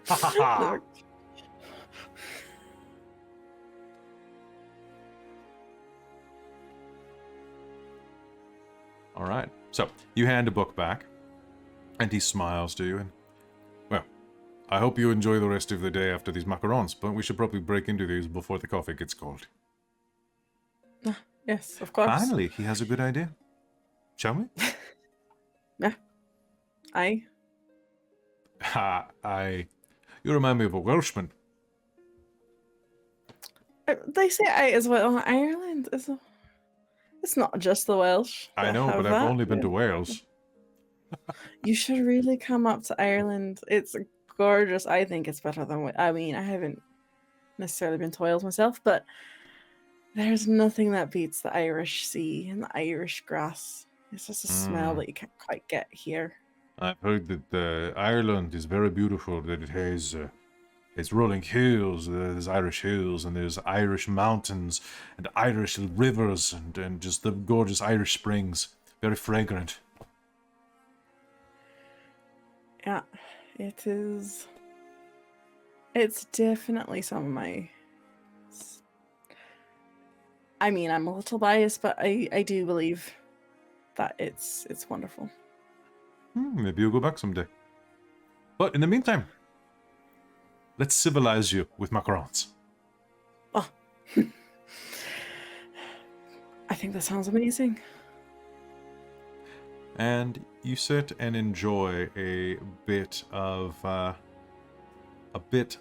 your... You enjoy a bit of macaron there. And have a nice relaxing time. And some time does pass. And the three of you will soon find yourselves back at the front of the Beaudelet boarding house. It's very soon, actually. A little past 2 in the afternoon. Evelyn rides back, her basket on the front of her bike, full of various bits and bobs. Josephine, from a morning of training and working on the dock lines, comes back smelling of river water, sweat, and no small amount of blood. And Darcie comes back a little bloated with sweets and books, a cat trailing in her wake. And you'll all bump into each other at the base of the stairwell there on the main floor of the Beaudelet boarding house. What do you do? We all whip out our fans to show off to the chat. Naturally. I suppose if we all show up at the same time, Evelyn would call out greetings.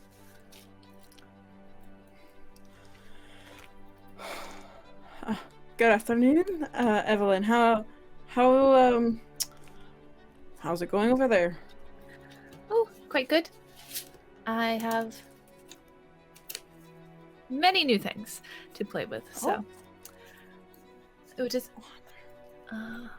what's the word now? Fruitful? Trip out? And I have somebody to potentially meet. Also a scientist. I'll have to look into her first. Oh, really? That is wonderful. So, Josephine, you're looking a little... Do you need a little bit of... Later, I can help you with... You look quite bruised and bloodied. What, did you get in a fight earlier?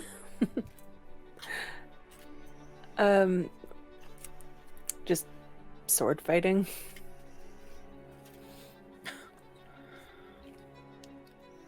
That's wonderful.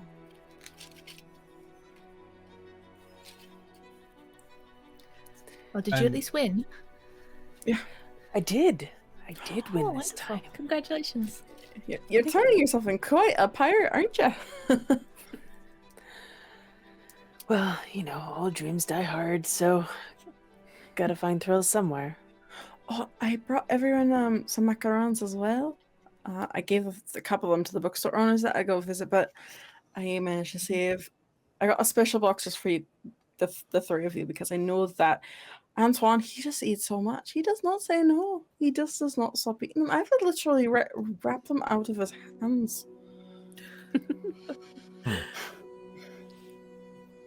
From upstairs, you'll hear the sound of a shutting door, and then, on the stairwell, the hard-soled shoes of Madame Beaudelet. "Ah, girls, girls!" the old woman says as she makes her way down the winding stairwell from the second floor. "Just in time. So wonderful to see all of you together. I have mail for you." Oh, for each of you, actually. A letter for Darcie, for Josephine, for Evelyn, for Chastity, for the other one too. The one who's never here. She flips through the envelopes. Yes. Amelia. Here. She passes them to each of you. Can you see that the other two get them? The courier said they should be delivered by hand. Of course. Oh, Chastity, you're not here. Oh, sorry. Chastity has not come home. Of course. Of course we will. Yeah. So Evelyn is feeling a little sus about this. Yeah.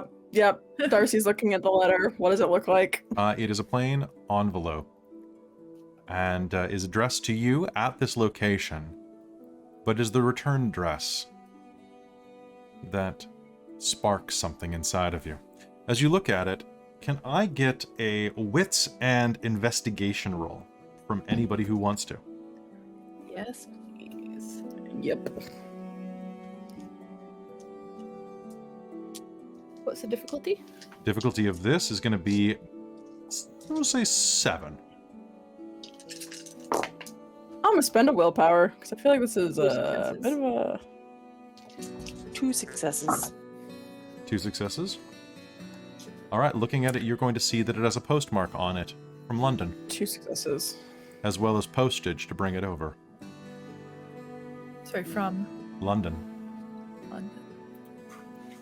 Enough to carry it across the channel. And as you look down on it, you will see that there is a simple, scrawled name in the top corner of each envelope.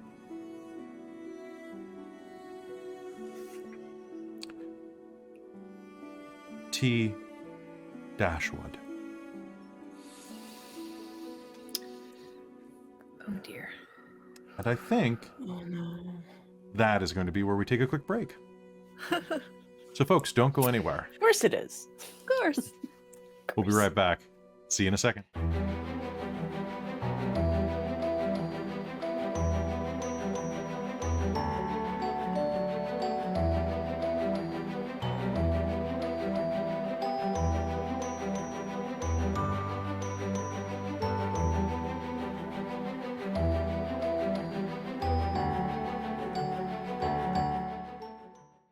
Hello, everybody. We're back, and this is the part of the program where we talk to you, the chat. What time is it? It's like 9:15. Let's say, let's put 10 on the clock. Stick to it. So, hey, folks, welcome back to Mage. You having an okay time so far? So excited. Thank you all for suffering through this in spite of the heat. Except for Robin. No props there because it's very cold where you are.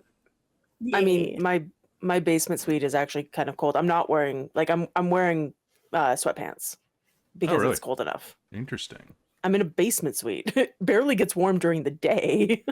I That's had to go fair. into the basement yesterday to get my deck chairs out, and I was like, oh, it's so cold in here. It was so nice.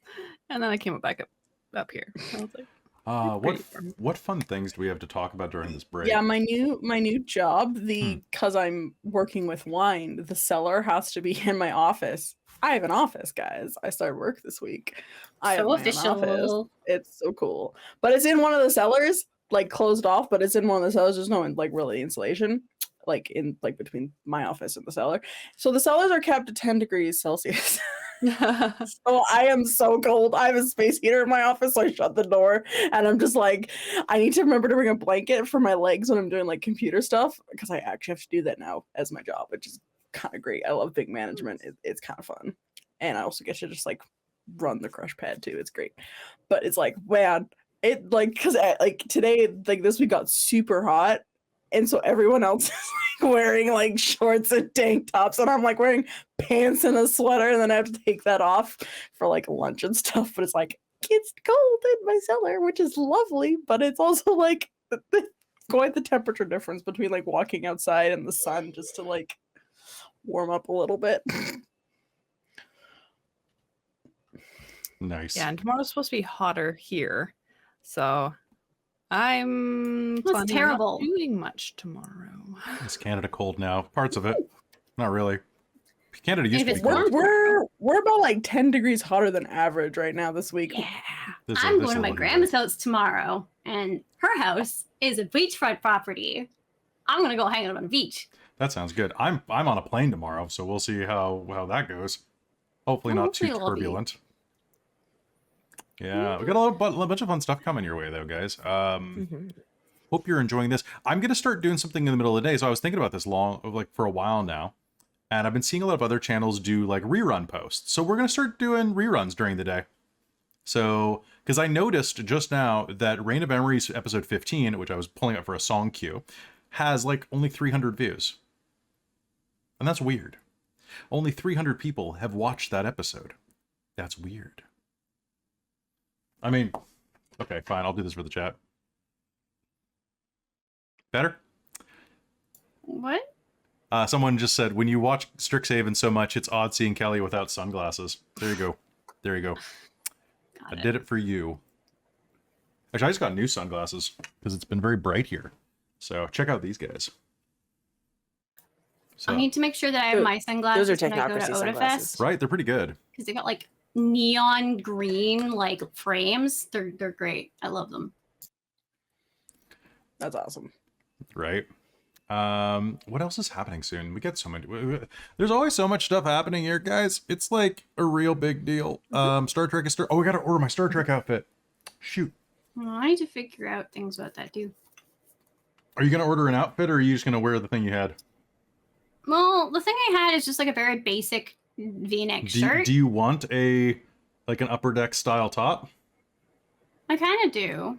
Okay. Well, Cal and I Is haven't this- ordered ours yet, so Okay. Yeah. order Star Trek uniforms. All right, it's on my calendar for Yeah. Monday now. Okay. I will remember to make sure to talk to you on Monday about stuff to order. So yeah, it should be good. I can't believe, like, I'm freaking out. We're only like 2 weeks from tomorrow away from Radiant Citadel starting, and I'm away excited. away from Arcos starting, and I've got so much work to do on them. Robin, you got a little bit of work to do on one of those. I have to style my Arcos wig, Just a ditch. and I need to do some makeup tests for Radiant Citadel. Fair. Yeah, I got to do some tests for Radiant Citadel too. Mm-hmm. I got a need to panic confirm for that my- Radiant Citadel. Yeah, Well, you we all probably have should. panic for Radiant Citadel. Yeah. Mm. What else is- I don't know, but between last season and this season, I modified this wig so that it wasn't as big because it was like ginormous, and I had it like sitting like on top of my ears in a weird, uncomfortable way for all of last season. So I went in with scissors and was like snip, snip, snip, and like cut chunks out, and then had to sew it all back together. And man, I was so stressed doing that. I was scared I was gonna have to replace it, but it seems to be working. Actually, like fair. fits kind of. Yeah, I'm I'm proud happy of I that. styled my wig a little differently this book. It's really nice to put it all kind of like just back in one spot, because I actually found, and Jen, you might feel this too eventually with the side braid, as you feel it just Yeah. pulling on the one side of your Well, head. and then you like overcompensate and end up straining Yeah. your neck, and it's awful. Yeah, I mean, yes and no, because I already lean this way. So I'm actually already trying to like bring my body back this way anyway. Mm. And honestly, with how long it is, it's not actually that heavy on that side of my head. So Yeah, well, yours is Hmm. also more. It looks like it's more back, whereas as the Darcie's was more like it was very top heavy with the way it was Yeah. through the front. Yeah. yeah. So yeah, also Yeah. I have a clip back here that's holding a lot of this up. So yeah, things you Yeah. learn. mhm. right. So yeah, a lot of great stuff. Happy to be back with Mage. This chapter has a lot of moving parts. This book has a lot of moving parts, and I've been totally nervous about it. I'm not gonna lie. That's my secret cap. I'm always anxious about the homebrew stuff, because I always second guess everything like it's a novel, right? I'm like, oh, but is this right? right? Oh my God. Actually, Christine and I recorded a podcast and I talked a little bit about the terror of world building and how that is a thing where just struggling with like the nature of like timelines. I'm like, oh God, what do I even do? What do I even do? Oh. I don't know if it's any consolation, but even if you screw up your timelines, it won't really matter unless someone decides they need to do a deep, in-depth fan fiction of it and end up cursing your name forever because it doesn't work with their timelines and they have to make up their own. So you're fine, honestly. So hopefully, yes. Although it would be really cool if people did do deep, in-depth fan fiction of our stuff. I would love. Yeah, that would be fan fiction great. of characters. Yeah. Yep. And fan art. Yeah. Fan fiction, Yes. fan art. Post it. Oh, you can say that about world building. Thank you very much, Amberthist. You are awesome. I need to watch more of Breck's game because I need to see more Amberthist in my life. You should definitely go check them out because they're going to be playing. They always play on Fridays with Traz and Michael. And I've heard nothing but glowing things about how cool Amberthist is. Are you watching it regularly? I'm always busy on Friday nights, so like I never get a chance to. I'm semi-regular, so it depends what I'm doing, but I usually try to throw it up and on because I'm saving channel points for some stuff. To leg it? Hi, Chaz. Hey, Chaz, how's it going? Yeah, I'm excited. I've almost got the music set up for Arcos, and I just got a hold of a bunch of Greek stuff, which will be great. And oh God, it turns out that I downloaded I purchased like an entire different fantasy music humble bundle pack, like for Creative Commons use. So I have like, with sound effects, like 2,000 tracks I have to sort through this week. A lot of them are just like cling, cling. But, you know, some of them are actual songs. And one of them is so blatantly Final Fantasy ripoff that I gotta use it. It's so good. Like, it's really like...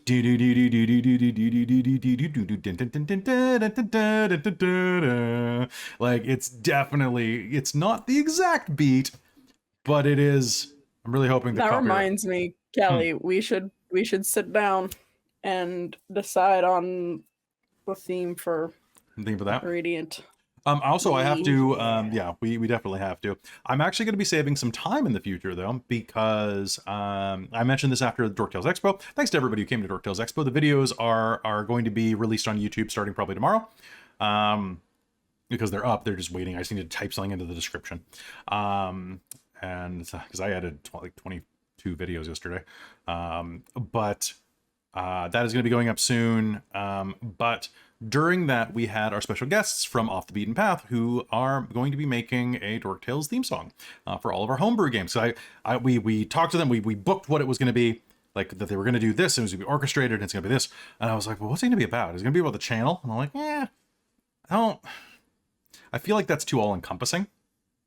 Like a Dork Tales theme song, but like an Elos theme song, that's much more boiled downable, right? And like, okay, so, and I've got some fun lines that we're going to be doing. Yeah, it's going to be great having that theme song. I got to fill out that, they have a big survey thing that I have to fill out. So, a quick thing about that before we head back into game, if you, for our homebrew content, have any like vibes about it, somebody go start a thread right now in the Discord, in Dork Tales Games, maybe, or probably, yeah, Dork Tales Games, and start a thread in there about like, what vibe do you have? What vibe does Elos give you? Because I'm thinking some French horns, maybe some bassoon. Maybe not bassoon. I just like saying the word bassoon, but definitely French horns. Definitely French horns. French horns are good for epic. French horns are my sound, apparently. I dated somebody in high school who was like a professional musician until she became like an FBI profiler. Weird trajectory of career path. Professional musician, opera singer, FBI profiler for like the anti-hacking division or something like that. Honestly, it doesn't surprise me that much considering how many musicians I know and the careers they've gone into. So done. Cool. So yeah, go ahead and put that up in the Discord and we will talk about it. Hurdy-gurdies are pretty great, actually. I really do like hurdy-gurdies. They are good, but do not put them as the overarching Elos theme. No, they're not really. They're not quite epic fantasy, and I appreciate the thought. And if someone can pull it off, I would be so. They're very impressed. Scottish fantasy, and I like that. I like that for that. Mhm. But Elos is definitely more like brass and horn. Yeah, like that's epic overture. Like you want your French horns, you want your your strings, your cellos, your timpani. Get some timpani drum in there. Yeah. Oh, yes. Honestly, what I want is some Basil Polidorus. That's what I want. Basil Polidorus. Polidori. I don't know how to pronounce his name, but I've listened to his music religiously since I was 4. So just don't date the drummer. Yeah, probably.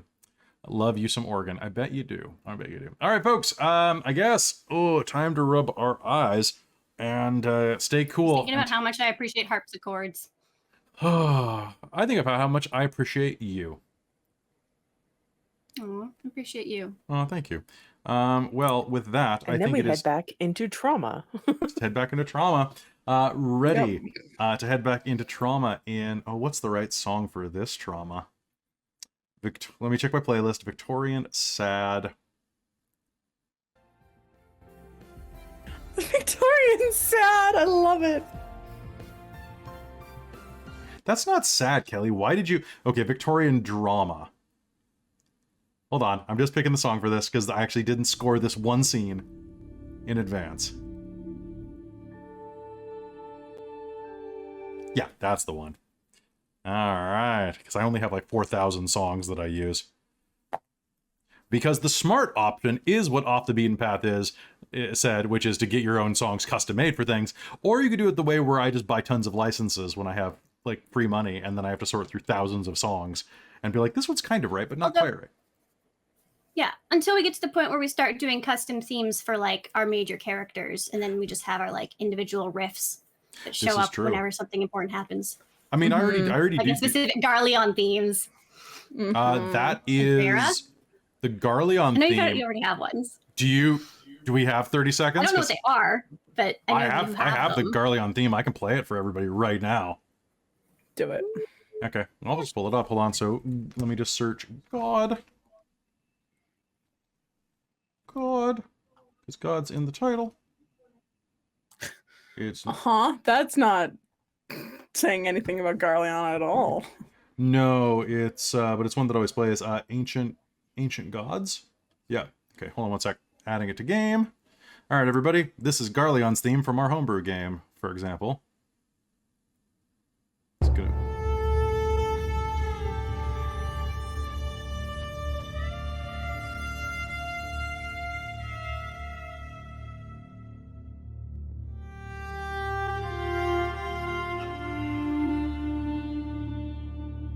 That's one of them. He has 2. He has an action theme and a neuro. Well, that's the something's wrong here theme. I love that guy. He's great. But yeah, no, I've also got the Malia and Cadmus love theme as well. And I've got tons of themes. Yay. Of course I do. I'm a nerd that way. But This is the storyteller who would put together CDs for games that we played and that we LARPed. they only had like 200 full songs CDs. on them. They were MP3 discs is what they were.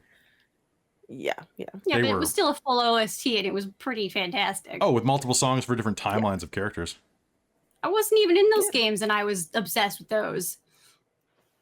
You were in a game I created a soundtrack for. Yeah, but I had gotten the soundtracks for all the ones Oh, they leading were up really to good that soundtracks. before I was even in one of the games. All right. I So recently found Mage 2, the soundtrack. It's so good. oh man, the Mage soundtracks were so dope. I still have those on a drive somewhere. So good. Folks, we're going to be heading back into game right now. But hey, if you want us to get more music, patreon.com/dorktales. Then you get to watch Technocracy. And who knows, I might run a Mage game on there someday. Oh god. My neck's so cracky from like anxiety. Let's do this. Punch this anxiety in the face. I just had a moment of that freaking me out. 'Cause my foot I kicked my foot out to the side a bit, and it suddenly hit something furry and And- cold and weird. And I was like, what the hell? It's one of Charlie's toys. Oh, that's my fair. I desk. was like, is the dog okay? The dog's not up here. Okay. He's been banished. Yeah, it's probably a good idea. Keep him nice and cool. Well, he whines his ass off otherwise. So. That's fair. All right, so folks, it's time for us to head back in to Mage the Ascension, the Victorian Age, here on Dork Tales. Any last questions, comments, or concerns before we hop back in? What the fuck? But also, let's go. Welcome back to Mage the Ascension, the Victorian Age. Book 2. Un volet diabolique, here on Dork Tales. As you stand in the center corridor of the Boudelet boarding house, the letters in your hands from T. Dashwood. A moment of silence passes between you all. Then what do you do?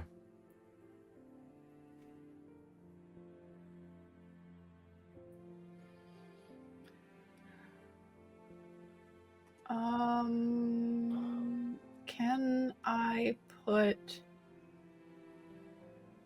I guess, Prime Sight up? Absolutely. Yeah, Or I'm gonna do the same. Yup. as Yup. the Society of Ether calls it, the ether. It's Sure. not Prime, it's ether. Put up your ether sight. It's my ether sight. To see if I can spot any effects. Go ahead, make me an Honest? Arete roll, difficulty of 4. 4 successes. That's right, for it's me. Arete 4 now. 4 successes. You do the same thing, Jen? No. I was just saying I get an extra dice No, for Arete. But I got now. 4 successes. Nice. Yes. Yeah, 3 successes for Darcie. All right. So, 5. as you flare that up, you will see that there is a little bit of magic just under the seal of the envelope, kind of glowing out, as if a leak had been sprung in the side of an airtight vessel. Little glimmers of gold showering out. Darcie, you rolled Prime Sight as well? I think we all did. Okay. So everybody who got 4 successes, you can have Prime Sight on for the rest of the session and probably rest of the chapter if you want. Sure. Yeah. Yeah, sure. Yeah. All right. With 5 successes. Yeah, right? Yeah, so I have a variety of other spheres. Can I recognize what this might be? Or is it something I don't Absolutely. This is, you have spirit, matter, life, and matter, and entropy. it is none of those. Okay. I have correspondence and forces added onto that. Forces, life, and time. You are going to see that there is, Darcie, looking at that, there's a touch of time on it, and Josephine, there's a touch of correspondence on it, but also something else that none of you have. Well, by power of deduction, that must be mind. And that's the only one the three of us don't have between us. Yep, it's true. Yeah. So there looks like a bit of time magic's on this.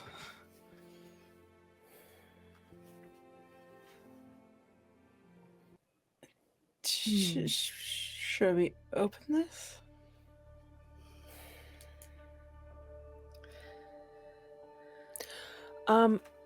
Is there any way to prevent an effect from going off? Because I'm assuming it's triggered to go off when we open. If, It is. if something's on there, it would be.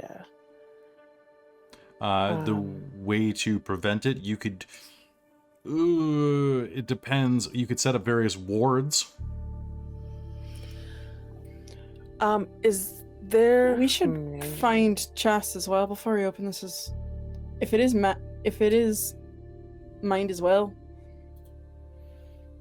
Yeah. That's what she kind of specializes in.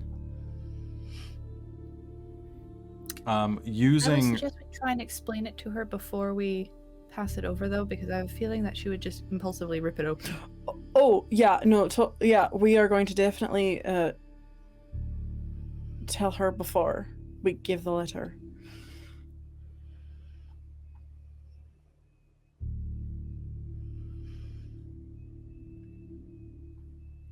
So if you wanted to actually investigate it using the spheres in question, you could try to figure out what type of effect it is.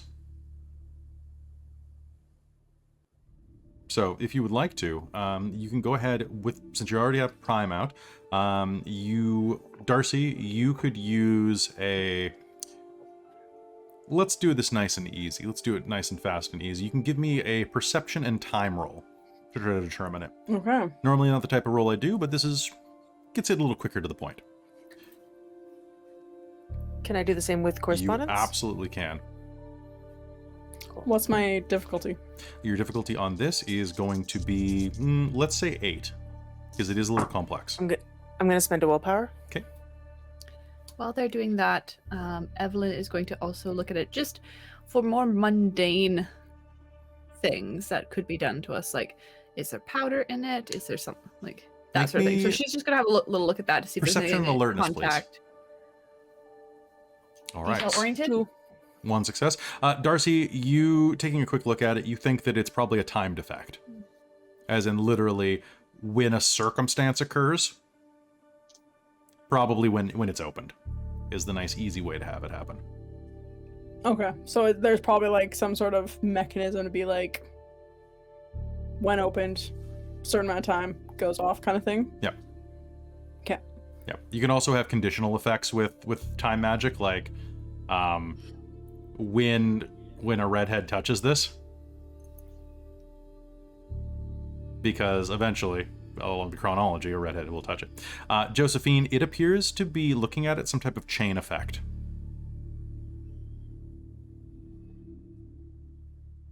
Where 2 layers of reality are overspiced with each other, like similar to like a voodoo doll.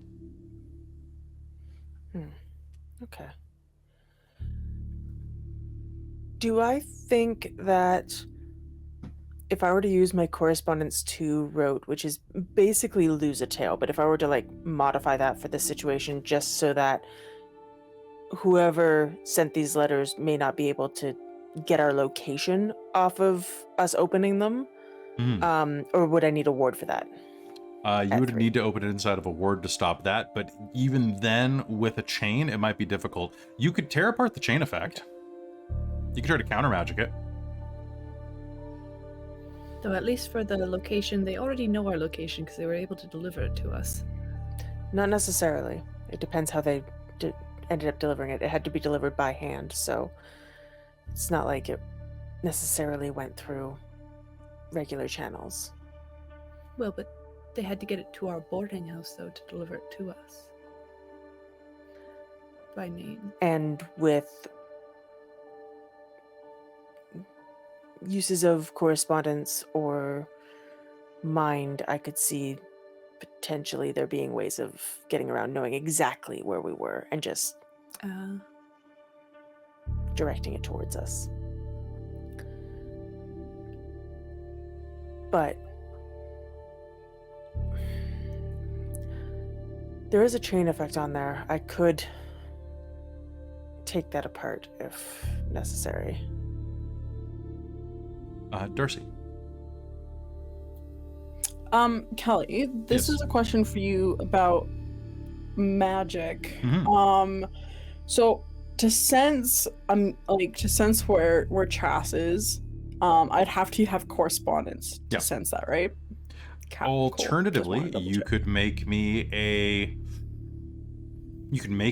a wits and intelligence roll, try to remember where she goes this time of day. Sure, I'll try that. I could also dismantle the chain effect on one letter, I think. Or is it chained? Are the letters chained, or is just the effect chained? The letters are chained. Okay. And what'd you get on your roll, Darcie? Well, what was my difficulty? Difficulty is 6. And I wanted to double check what my difficulty was and if detail-oriented it applied. It is going to be at a difficulty of, their closed envelopes will say 7 and yes. 3 successes. Okay. You know exactly where Chastity goes every day. The same place Amelia goes every day. The church.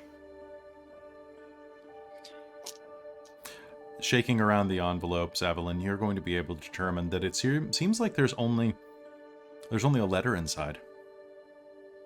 No powder, no coins, nothing else to add weight to it, no ball bearings. Just a letter. Figured might as well check instead of getting hung up on the idea of only looking for magic. That's when smart. they would put drugs on it. Chas and Amelia usually are at the church around this time of day. Do you think we should head over to them? If we're worried about Chas opening the letter immediately upon getting it, do you want me to break the chain between the letters? Well, why don't we basically hold on to them and then explain what we're worried about and have her check with mind first? So just don't hand it to her. Yeah. But also, if we're not here, then at least we're not leading straight to the boarding house if they don't already know. This is true. If we open maybe on the other side of town. Paris is large. Yep. It's a big city. All right. Let's go find Chas. As you head out, leaving Madame Beaudelet kind of standing off nearby, confused at you, you head out into the city. The camera will fly up and get there a little bit first. For Chastity, as you leave the art room, the studio, Thomas, and the professor,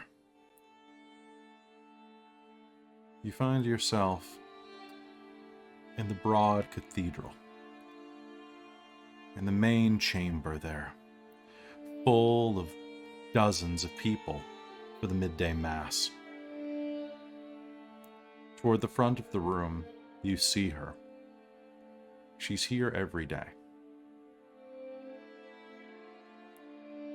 Sitting in the front row, looking up at the crucified form of Christ above the altar. What do you do? Is there space next to her? Is it full? There is space. And she'll go quietly and sit down. Can you do me a favor? Can you roll me 3 dice? Tell me what you get. Sure. That is a 4, a 4, and a 5. Okay. You slide into the seat next to her, and she starts slightly, and Amelia turns to look at you. Sorry, I didn't see you there, she says to you in English. I was trying to be quiet.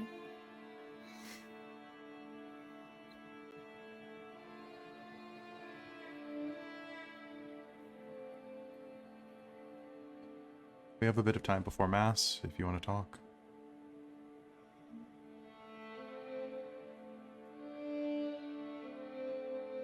How have you been? Did you do another posing today? Yeah. These ones actually had some talent. And they drew you in the buff? Of course. Of course. Yeah, you should have heard the teacher. Like the way she talks. Oh? Describing, a happy butt. What do I do with that? What do you do with your happy butt? I don't know. It sounded like she was talking about a particularly good puppy dog.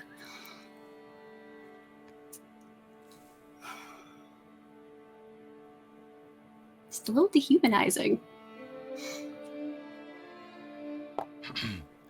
Next to you, you hear a woman clear her throat as A nun walks next to you. You recognize her as a member of the Celestial Chorus, Mother Miriam. She gives you a look with her bright blue eyes, almost the color of glacial ice. Is this really the right time?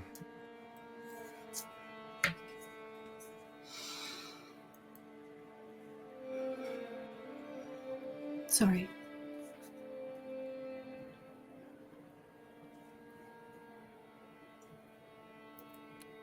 Won't happen again. It doubtlessly will.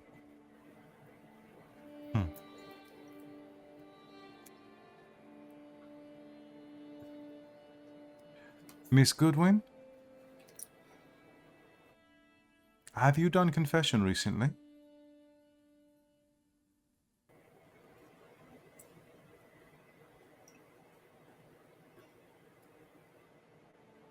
Not terribly recently.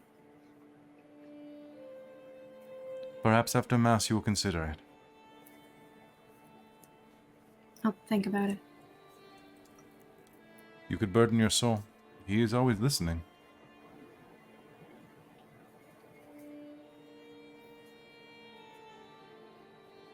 I know.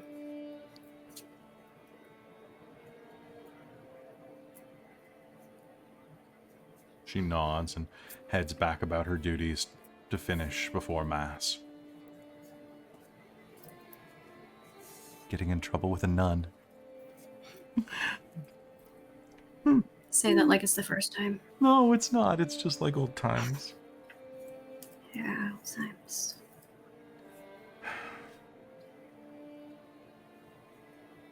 It's different here. They do things different here.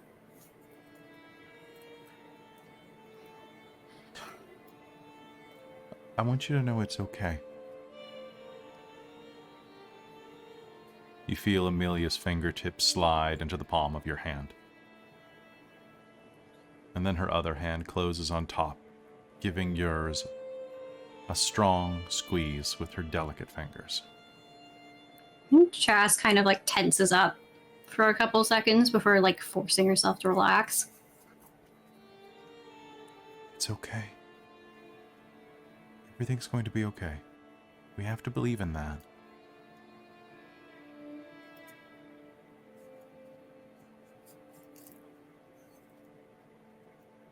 They'll come back.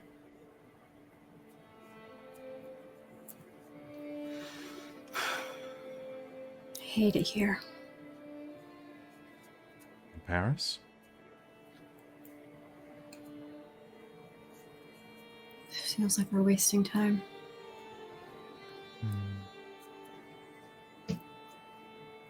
That's fair. It's...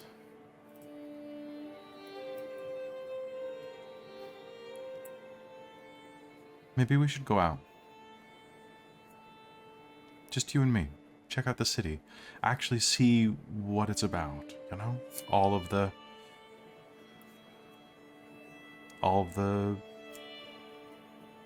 I don't know. Hubbubaloo? The hubbubaloo. People talk about Paris. I know they talk about Paris. We talked about Paris. Teddy talked about Paris. I know. But I don't think that he would want us to just... I know. He would want I us don't to even be... know if he's alive. Sorry. No, it's okay. I just know that we're alive. That I think he'd want us to be out there living.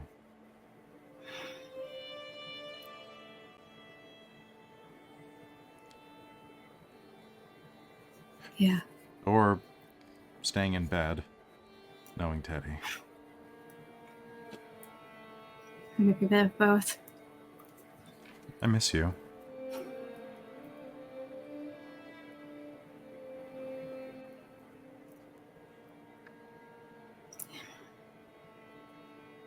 Just I'm being sorry. able-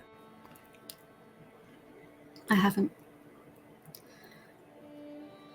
I haven't been back Me either. too. I just... Everyone else is really nice, and Josephine and Evelyn and Darcie, they're all really nice, but they're just not... I don't know, it's something about being here. With you.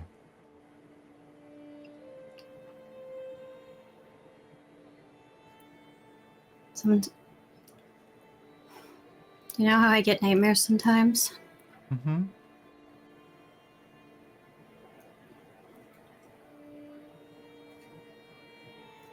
You've been having a lot? It's not stupid. No, not the usual ones. What? Just You can tell me.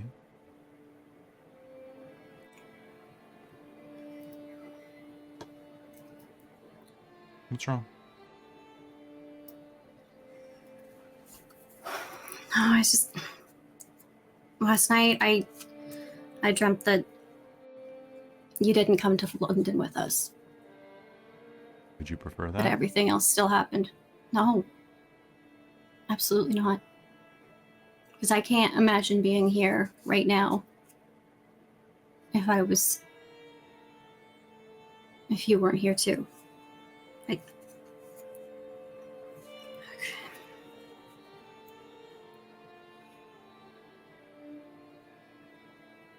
I don't think I could do this alone.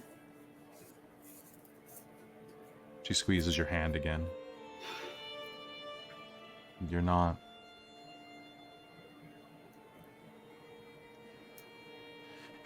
I've already sat through one mass today. Do you want to go for a walk? We can sneak out before they start. We've still got a minute. I can still see the father in the back, gathering his things. Yeah, let's go. With that, she gets up, and you both scurry out. Just like when you were kids.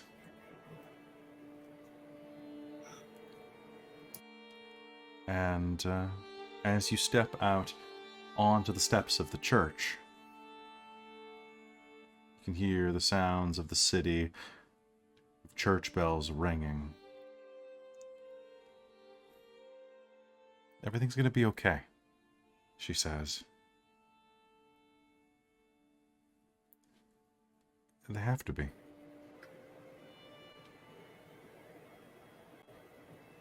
Paris is supposed to be like that, right? Like, it's supposed to be magical?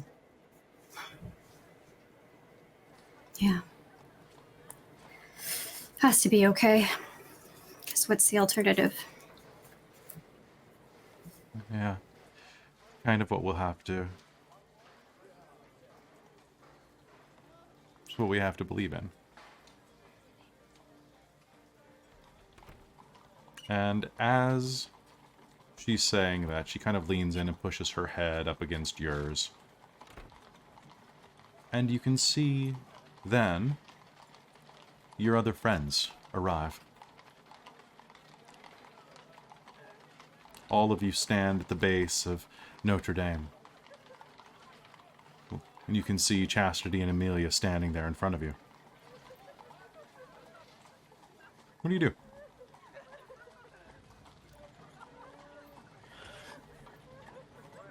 We managed to find you. Excellent. You don't usually come out this way. What's going on? A thing that may have magic on it. We want to check the magic first against what you can do prior to opening. Because it might be dangerous. We don't know. Okay, what is it? Letters that seem to come from T Dashwood. But they do have We already know an there are a effect couple on them. effects on it. We're not 100% sure what it does, though. So we wanted to check first, or maybe try and contain when opening at least one of them. And maybe away from the boarding house to avoid giving direct location. In case that's what it's for. It might be benign, it might be totally innocent, but it also could be very dangerous. Where is it? The letters are linked. Okay. And they were told to be delivered in person to us as well, so why don't we find there's a park over by like what, I think 10 minutes that way? Why don't we go find a quiet corner?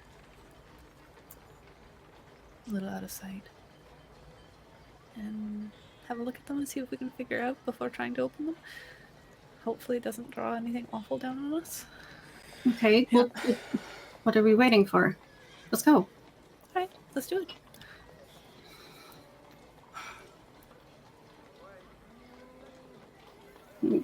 Chess very impatiently starts walking in the direction of the mentioned park, like just kind of like, we're going, let's go. I mean, that's basically what Evelyn was waiting for, was Chastity to start moving and acknowledge, and so she was going to follow you. Yeah. I'll lean over to Darcie as we start walking. I'm like, I think this is the most lively she's been in weeks since we got here. I know. You soon find yourself inside of the park. It's a lovely one that overlooks a grand hotel. You make your way over, and as you do, you all gather around. Amelia trails behind.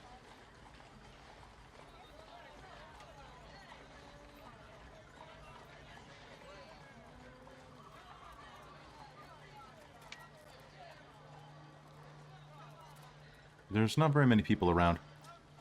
Patches of pigeons and a couple of crows eating what have been fed to them by the various park goers, but you find a section of the park that is pretty empty. Amelia walks up. There's one for all of us? Yeah. Yeah. So it's... Do you want to see if you can figure out what the mental aspect of it is, Chastity? Yeah, because there's a... I figured out there's a time, like a timed effect on it. Here, let me see mine.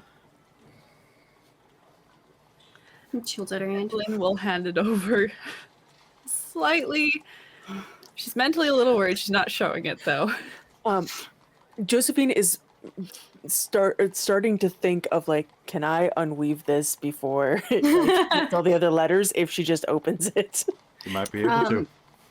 But they warned her that there is something on it, and she, you know... As you're looking at these things, can I get everybody to do me a favor? Can I get everybody here to roll me their arete? Yeah. We'll say difficulty 6. Oh, successes. 2 successes. Do 10s explode? 3 for me. They do, yeah. Nice. Okay, so 2. You said how many, Josephine? 3? 3. Yep. Okay. 1 second. Darcie There we had. go. So Darcie had 2 or 3? 2. Okay. 6. Nice. Okay. That 10 would not stop exploding. It's always kind of fun when it does that, but at the same time, it's like, oh god. Sounds good. All right, so. Okay, so looking at it, you're going to glance down at it, Evelyn, and Evelyn, can you also give me a wits and int roll? Wits and int? Mm-hmm. Oh, I know it's a okay. rare combination. It's your do you remember roll. Does deductive work for No. that, or no? Okay. What's the difficulty? Difficulty is going to be 8, we'll say. 4 successes. So Amelia looks down and says, "There's one for each of us. Yes. All of us that made it to Paris."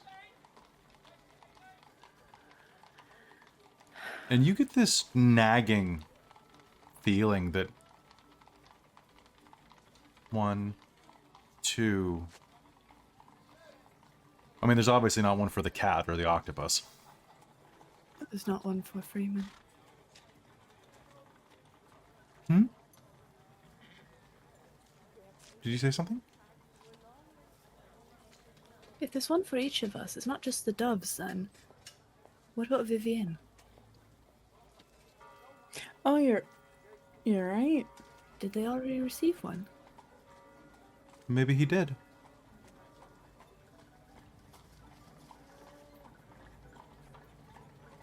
Has anybody heard from Vivienne recently? I haven't seen them today.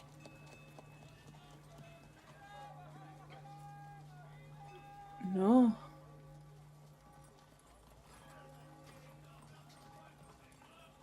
I haven't really been paying attention, sorry.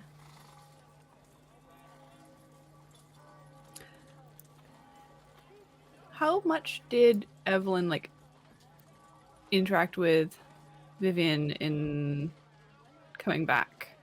Going Like, back. how long has it been? It's been a while at least. You remember coming back, and you made it over to Paris, and she set up her new lab. She had her estate, a small one, but just outside of Paris, and where it starts to get a little more rural, where her horses and dogs were, and her cats, and her rodents, and all of her lab animals that had been taken care of by some servants that she'd paid, local farm workers mostly. But you do know that, yeah, there are, I mean, there's a place just on the edge of town normally where she uses her lab, but you all were staying inside of the city. She helped you learn some of the life sciences, and in turn, your new outfit actually was paid for by her when you went out dress shopping. She wanted a second opinion.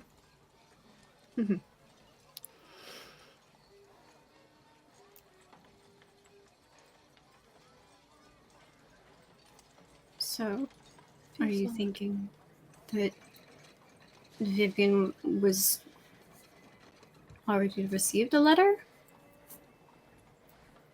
Maybe? Or was it delivered to the boarding house? Oh, well, no, it says it's from T Dashwood, so I don't think Vivienne Is would have it? sent us that. Possible for Josephine to see if these letters are linked to another letter that is not here? Yeah, sure, you can go ahead and try to do that. Give me a correspondence.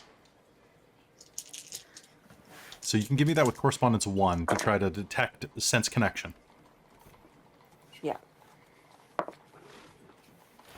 That's 3 at difficulty 7. Damn. No, they are linked to a singular location. But these are all linked, and as you're looking at them, has anyone handed Amelia her letter yet? Because she's kind of been looking over. I can't remember who took it, but if it was Evelyn, I don't think so yet. Yeah, I don't think, like, I don't know who took the letters, but I don't think Darcie would have either at this point, just because. So Christine has had the brainwave of what that might be. Is that handing it and everybody touching their own letter might very well set off whatever's going on. Yep. Do you think Evelyn would have made that connection? I think there's a good chance. Okay. Given her knowledge of entropy, if not time magic, entropy would probably allow that. Did you have a question, Amy? Or Christine, did you have one? Well, they're sort of chatting about this. I think Chastity's trying to look over her own letter. I was looking at it with a combination of just, I think, prime, mind, and time, I think, because those are her main ones. Okay. So go ahead. So you can give me, you can actually give me a conjunctional effect with all at difficulty 6. Cool. She's also going to spend a willpower. Sounds great. Evelyn, did you have any further questions, Christine? No, I was going to roleplay making the brainwave though, Okay, please. which was basically that's Evelyn. Wait. What if everybody has to touch their own letter and because they're all linked and that's what sets it off?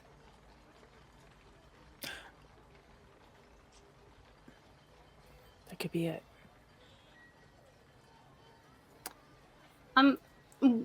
Remind me for Arate rolls what tens We're just using the reroll? rule that 10s explode. Cool. Then that is 4 successes. 4 successes? Mhm. Damn, that's really solid. So looking at it, so you looked at it with mind, it looks like it is a telepathic message, Okay. is what you're pretty sure it And- is.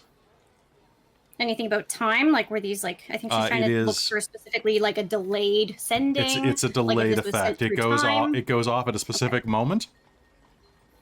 With 3 successes on a conjunctional effect, it is as Evelyn says it. It is right. Once the letters are delivered, it goes off.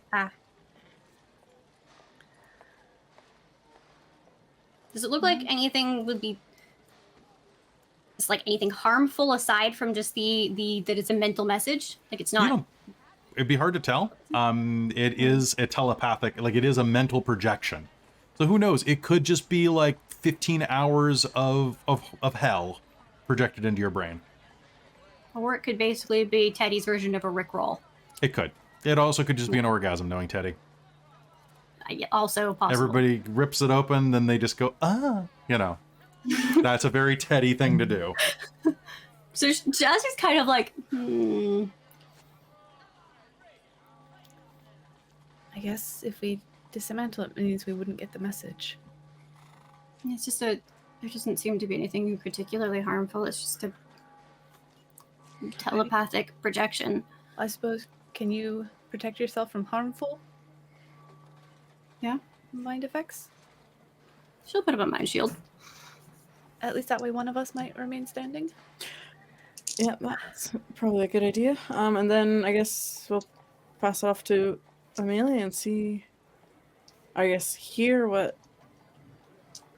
whoever sent this letter said. Amelia, can I borrow your assistance for a moment? Yeah, sure. What can I do? I just to protect our minds. And she's going to like lean forward and is going to very much kiss Amelia very passionately, and is going to then try and do a mind effect for the both of them to protect their minds from. Perfect. Using that Should be able connection. to do with mind She's read. going to do a heal pop. Evelyn's gonna kind of watch and just still kind of mumble. I still don't understand how that works. Very well. Some power of love, something. And what is my difficulty for that? Your difficulty for that is going to be you're doing a mind shield for just the two of you. Yeah, that was my hope. Okay. So difficulty is going to be 2, 4. Okay. That's gonna be 3 successes. 3 successes. All right. So a little bit of mind shielding. Mhm. Of course, this will probably prevent it from going off at all for you. Okay. Works out. Okay. So she's going to just... You'll feel her fingers entwine with the hair at the base of your neck, and she'll kind of pull back a little starry-eyed and...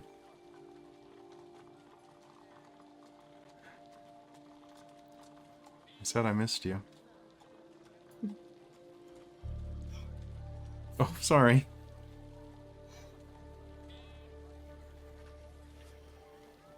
She kind of hides her face from the rest of you, but... Would it block the projection? Because she's trying to defend against like an attack, not from a message. Like, If you're just setting it up as like a defensive, like a damage, like if it's direct damage thing, sure, Yeah. I'll let it be that nuanced. okay. All right, ready? Yeah. Evelyn will pass it over. And as you do, you are all going to hear a sound. As each of the envelopes open in front of you. And as they do, a message will appear inside of your mind as if you're standing right next to Teddy. To, my friends, I thought a bulk letter would be faster and better. I've been trying to reach you for a while, but, well, I've been wanting to reach you for a while, I guess I should say. I have good news and bad news, and, probably better to give you the bad news first. I have spent the last 3 or 4 months, however long it's been, the mind kind of muddles, in a hospital. When you fell through, I was able to escape by the skin of my teeth, not without a decent amount of burns, wounds, quite a bit of exhaustion, plus a couple of things I think I might have picked up before we went to London. Don't worry about those, though. I've been in and out of consciousness for months, but I was nursed back to health by some people who were friendly to my family. I know that the Order of Reason is still on the lookout for me, so I tried to send something through private courier and then postage in the most serendipitous way possible. If you're reading this, though, and my scrying is correct, we'll be just a couple of days into spring. And on the night that you open this, on the afternoon you opened this, I should say, right before that bell tolls, the bell will toll at a nearby cathedral. I should be making my way to Paris. So if you wouldn't mind, the bridge that I dropped you off on, meet me there at dusk. I've missed you all a lot. Some of you more than others, sorry.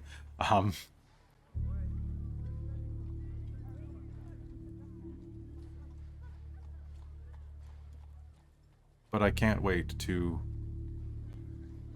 see you again. Yours truly, Theodore Dashwood. P.S. This one's just for Chastity and Amelia. Wear something fun underneath your skirts. There's a little shop on the Rue de... You know what? Never mind. We can go there after I get there.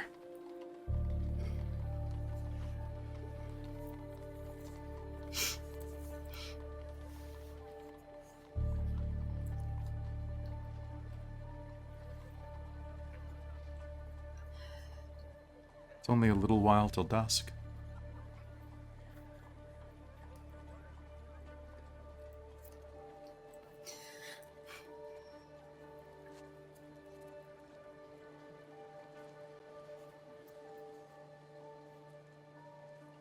Probably a trap.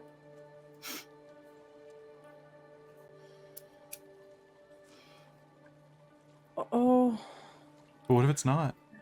I would be willing to bet that it's a trap.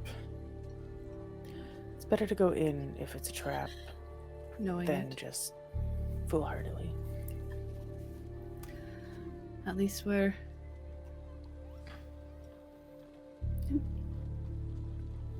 pre-warned. But if it's really him, or if it's just that asshole dangling him in front of us, it could be overconfidence. We could have a chance to snatch him back. If it is. Or, I mean, we just had this happen with Mr. I'm forgetting his name right now, but Macduff, there we go. Sorry. Actual Robin brain fart. Darcie would remember his name. With Macduff, this is kind of his signature. What do you mean? Pretending to be people. But that was only because nobody knew what Macduff looked like. Really. Nobody who knew him was being fooled by it. Right? It was only people who'd heard of him, not actually met him in person.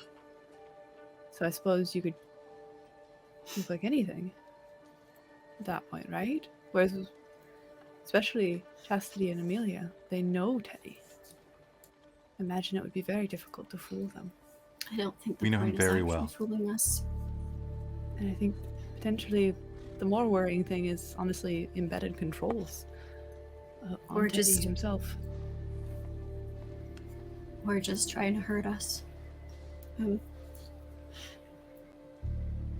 if he embedded triggers to cause Teddy to do certain things in certain systems, that might be very hard to find. So, I don't know. I think we have to be careful. But I need a minute. I'm just gonna... I'll just be right over there.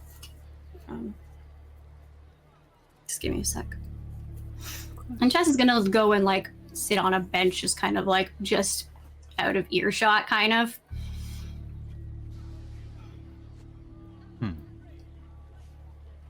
And she's just kind of, like, staring at the letter. I think we have to be hopeful, but careful. If that makes sense.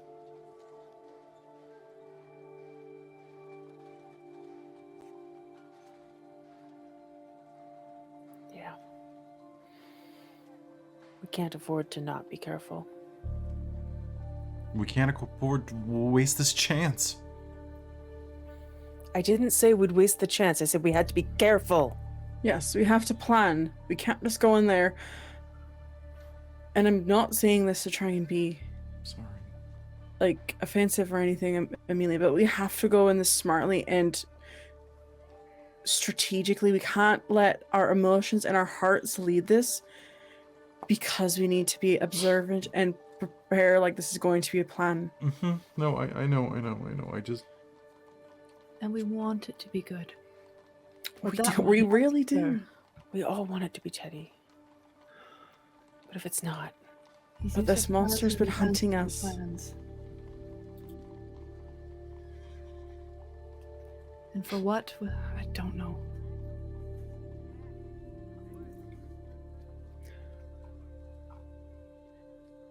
Okay. But dusk is only an hour away?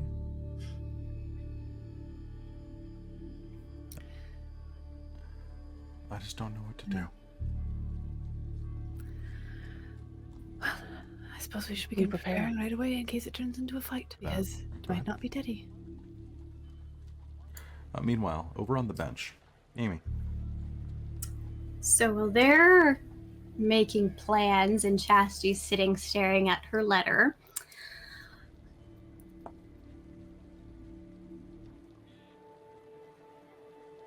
and she's gonna just sit for a moment,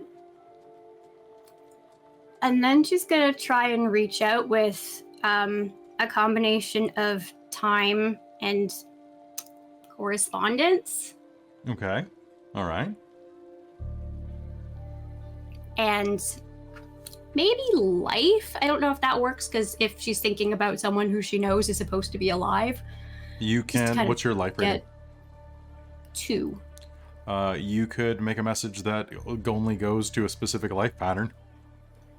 She's not trying to send a message. Okay. She's trying to scry. Okay. She wants to go, and she wants to look into the future at the point where he's supposed to be, and see what happens in the like Okay. 5 minutes, I guess, around. The moment of that. Okay, that's actually pretty easy to do. So, I think you should go ahead and make me an Arete roll at a difficulty of 1, 2, 3. If you're using all of those spheres together, that's going to be at a difficulty of 7.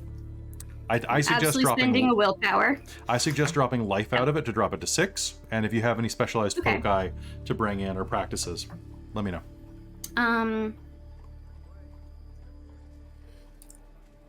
For mind, she's got pretty much. I guess she's not really looking at mind so much. She's just trying to see what's happening.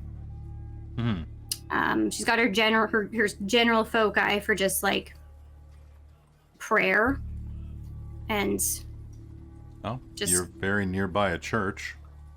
You could focus Yeah. on the meditating church bells and things like that. yeah, I think that's the kind of the goal. And if there's a sound of like a choir, if it's that time of day kind of thing, she'll try and hone in on that for just to focus a bit more. And All right, so give it to me at would difficulty she 5. be able to pull quintessence from her pattern to use? Yeah, absolutely. Through prayer, it would be very easy. That'll be a separate effect, so give me that first. Okay, yeah, she'll do that first. Difficulty of 4. Okay. And every success you can convert for the next effect, a bashing into a quint. Okay. I'm also spending willpower on this. Okay. I use a difficulty of 4 for that.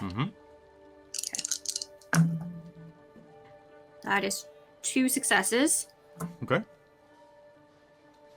So 2 quint. 2 quint. Okay. And then for this, it was difficulty. Did you say it dropped to difficulty 6 if I took out life? Actually, because it's a new chapter, if you want to start with your avatar rating in quintessence, you can. Oh, awesome. So sorry, I should have thought about that earlier. That was my bad. Then I think she's still gonna do it. Okay. Just to have it. Okay. And then she can spend 2 quintessence in a turn, right? Or just 1? You can spend as many quintessence as your avatar rating. Okay, so she's going to spend those 2 quintessence immediately and a willpower to make it... Difficulty 4? 3? 3. Yeah, difficulty 3. Yeah.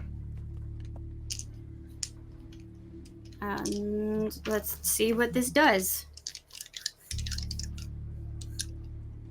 And she's really focusing on this as much as she can.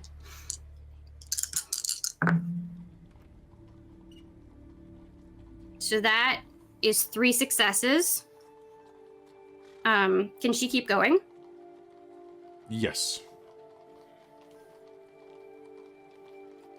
Yeah, we're So gonna spend an... You're at difficulty 6 this round. Does it go to 5 if I spend another quint? Yep. Okay. We're just gonna... And you've been bought a Definitely point of just throw willpower it. by the chat. Thanks, chat. We're spending that. So... Sorry, it's difficulty 6 now, or is it 5 after I spend the quint? After you spend the quint, it goes down to 5. Okay.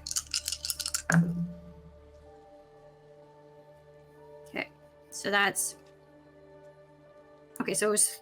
I rolled 3 successes on the first one. Plus I spent a willpower, so that was 4. And then this, with a willpower and 2 more successes, is another 3, so that should be 7 total, and I'm going to stop at 7. Okay. 7 successes. You are going to flash ahead forward and are going to see the bridge. It's night. Dusk, at least, fading in. Paris getting dark very quickly. The bridge is alight with oil lamps, and the clouds and the smog are thick overhead, blotting out the remainder of the light that is fading out. There's a low fog drifting in, and you are waiting on one side of the bridge with everyone. Darcie, are you planning to shapeshift for this? Yes. Darcie is not presently there. What are you shapeshifting into? What are you intending to shapeshift into? So maybe not necessarily like shapeshift. I was looking up, and you can kind of do like half stuff. So I think Darcie is going to try and give herself. She's gonna try and boost her strength. I need visual things for this vision because she's looking into the future. Okay, she's probably seeing Darcie buffer and like with some sort of like almost like extended claws coming out of her. Okay, so kind of hiding those. So Darcie hiding something out of the open. There aren't very many people on the bridge, but as you are looking around, you will see that across the top of the bridge, coming over the rise,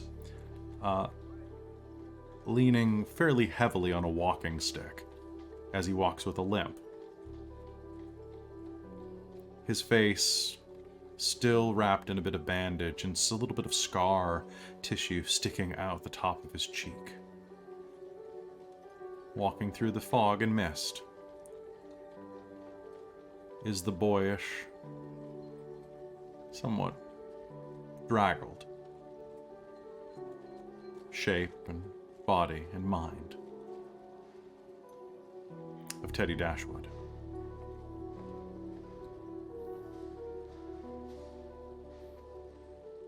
With those many successes, you are very certain that is him. Or at least his body.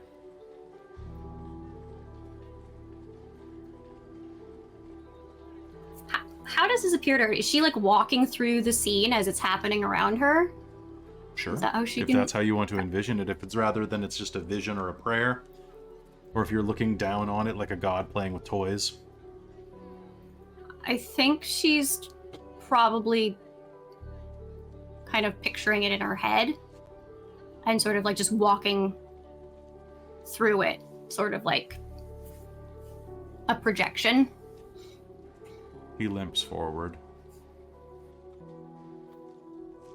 gives that crooked smile that now butts up against the side of a bandage.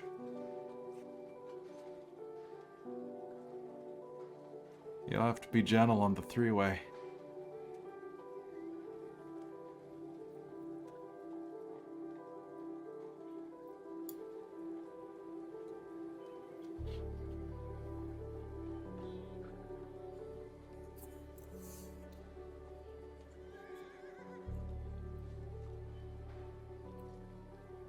She's kind of just like, I think she's just walking around, sort of seeing like how everyone's reacting, if he's doing anything suspicious. Probably just, you know, looking at him and taking in what's changed. You all rush up to hug him. And as you do, you see that Evelyn stands back and watches. A bit distant. She probably never liked Teddy.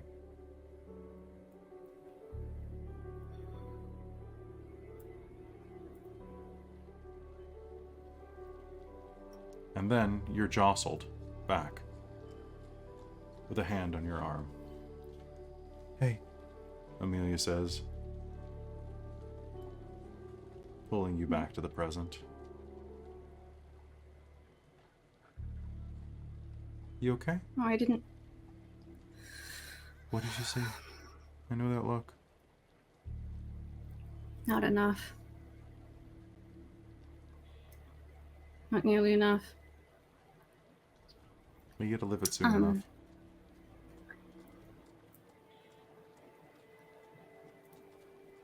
Yeah, but I don't know if we want to live it yet.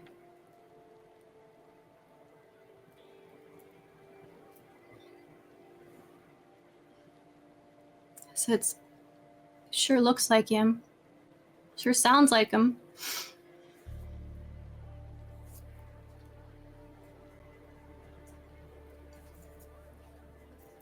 But I don't know.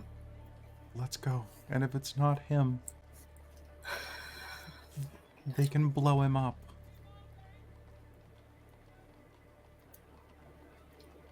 That's what they do, right? I don't think either of us want to see that happen, though. No, I really don't. But honestly, if somebody is pretending to be Teddy, I want to see them hurt.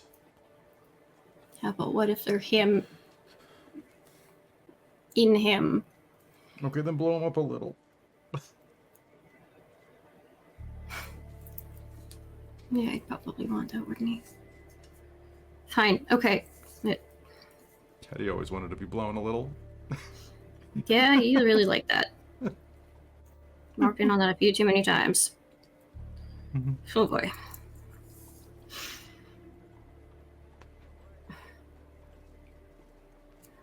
Okay, fine. We'll go check. I'm really hoping this goes better than I fear it will.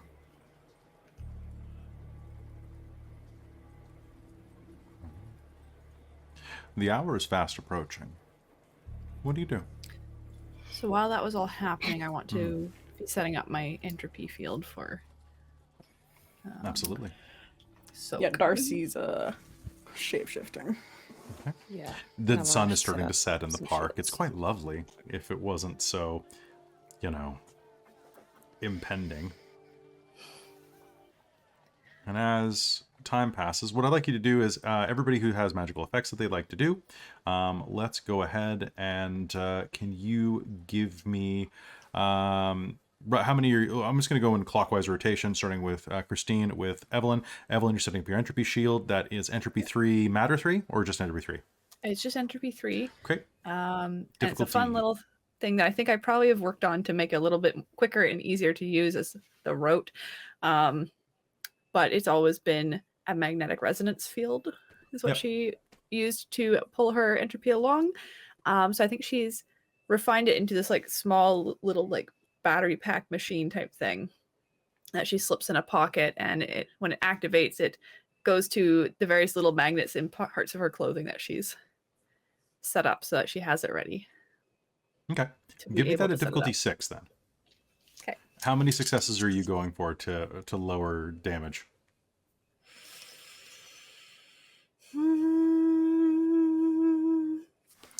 I would like to get to 3 to soak egg. If Okay. I could. Go ahead.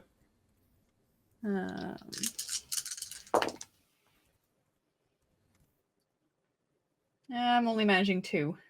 Okay. If you're going to 3, you can keep going next round. Difficulty 7. Sure. Okay, go ahead. So you're gonna, That is 4 more successes. 4 more successes. Okay, so you can have that on. Each time was a success. You can have that on at 4 successes for the remainder of the chapter. Nice. Okay, so make a note about that. Any other effects that you're gonna put on?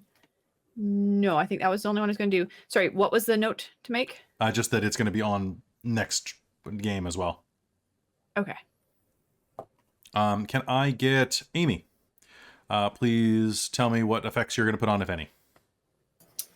Is the mind shield still Mind up? shield's still Or up. that- Okay, that's the only thing she's got active then. Okay, sounds good. Josephine, anything you're putting up? Yes. Okay, so I have Prime Sight on, and that's going to stay on. And Forces 4 and Prime 3, I want to make the best shield I can and try and put it on all of us. Sounds good. Of some variety. I'm failing at thinking right now. So the best, so I'm not sure if Forces shield? Well, between Prime and Forces, I have enough to do shields in either, and I'm That's just true. blanking. Okay, so Forces 4 would allow you to do a basic Forces shield on all of you if you have Forces 4. Do you have Forces 4? Okay. Yeah. Yeah, you did buy that up. Yeah. And then for Prime, if you wanted to have like just a Prime shield would protect you from like Prime blasts and things like that. Mm-hmm. Primarily. You would need you need Prime 4 to be able to do it to all of you simultaneously. Fair.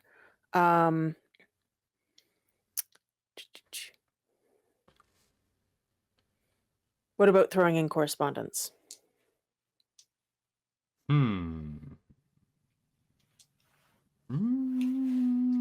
Correspondence, what level do you have? 2. 2.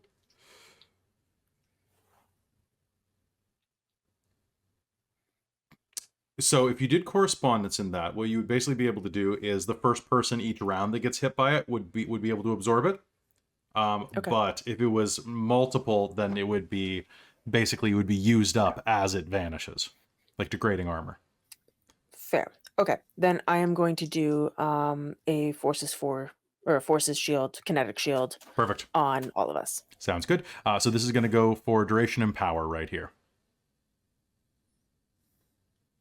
Do you want me to specify successes? Yes, I would like to specify successes, and go ahead and give it to me at a difficulty of 6. 5 if you're using your specialty and taking some time. Yeah, because I will. Because why not? Oh, and I also, as a reminder, I do have forces 4. My specialty is fire, so this is not a fire shield, so it does not count. Mm-hmm. So that's good. I don't need to roll ridiculous successes. I mean, I do, but do I need multiple successes for, like, one for each of us, or with forces 4 I can bypass Forces that? 4 is like you're casting it on one person, but it's everybody. Cool. Then I would like 4 successes. No, hold on. I would like 3 into power and 3 into duration, so that's 6 successes. Difficulty 5, 6 successes. Let's do it. Arete 4. And I'm spending willpower. Arete 4 and willpower. Let's do it.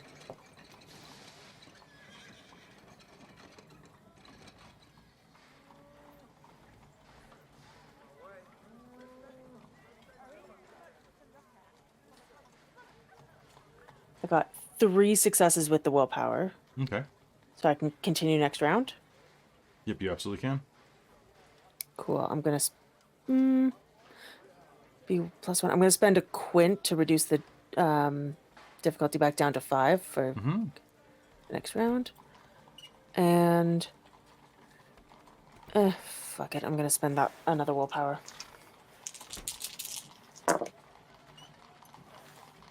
So it goes Yeah. up to difficulty There's 6 3 on the more second successes. cast. Okay, good. Well, no, but I spent a quint to reduce it down you're to right, 5. you did. Sorry. I was double Yeah, checking sorry. something in my notes. I was a step ahead.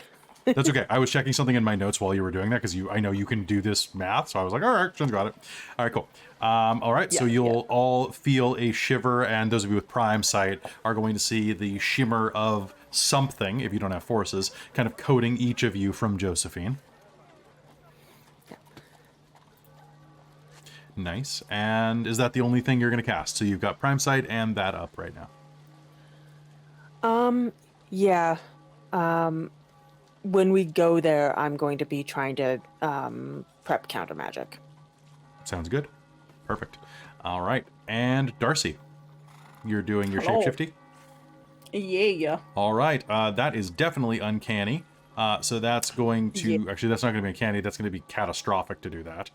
Because that's messed up. So that is going to be at a difficulty of 9 to do that. Okay. Cool. 8 with your mom's book. So, yeah. And, let's find out what moon phase it is. Oh yeah, what moon phase is it? I'm about to find out. I know. I'm going to re-roll that. One second. It is... you are at a +1 difficulty for moon phase. Okay. It is a half moon presently. All right. However, it is a waning half. Cool. So it's It's gonna start going negative. Wait, so +1 difficulty, is that good for me or bad for me?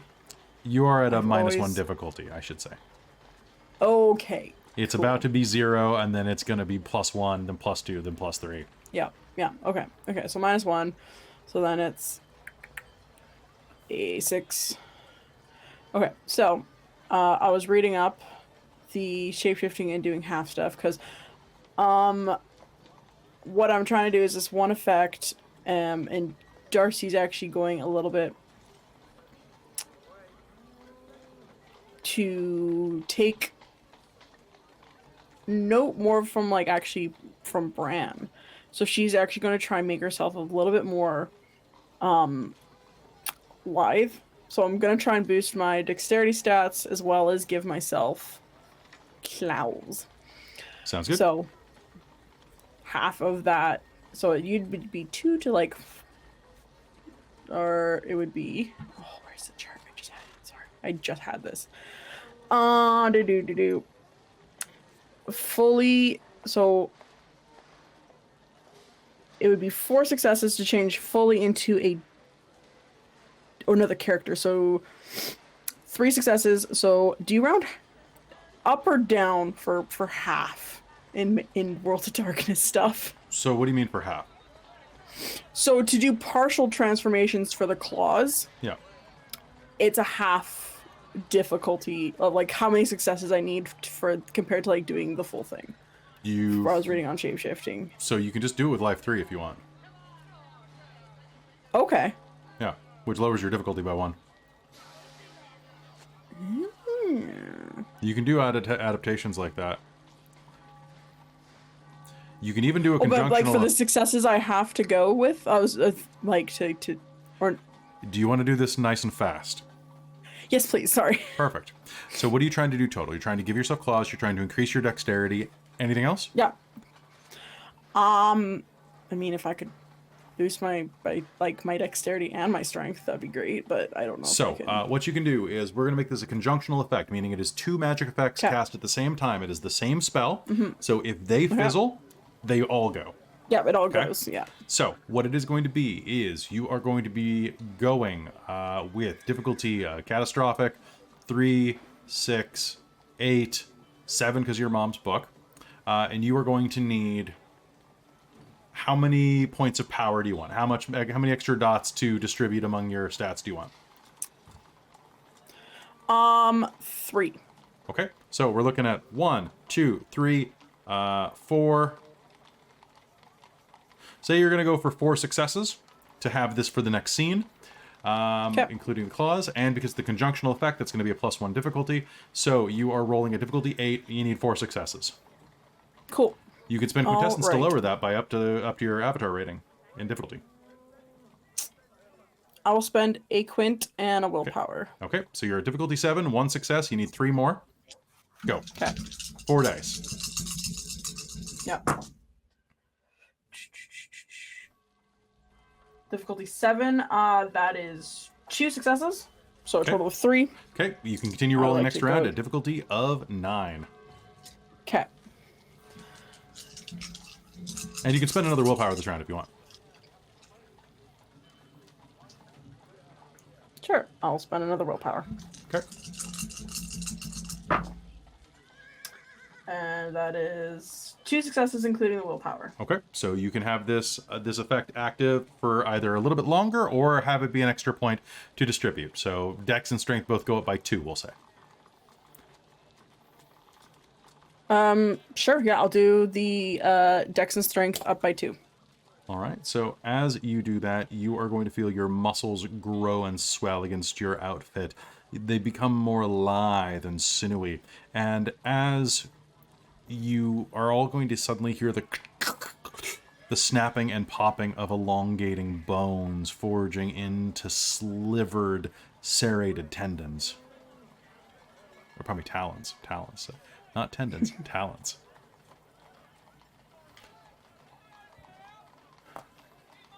We should probably get going. The sun's going down. All right. I'm ready. Here. Amelia shrugs off her overcoat and sets it on top of your claws.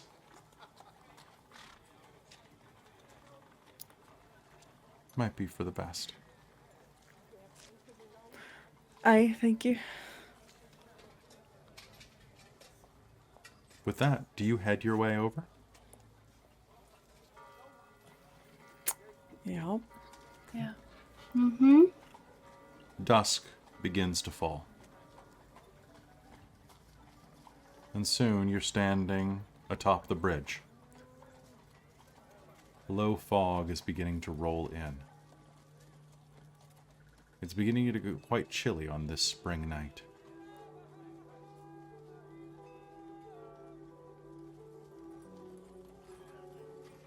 What if it is him? Amelia says. Like, what if it really is him? What if everything's okay? Then what do we do next? I mean... Why did he pick such a creepy night?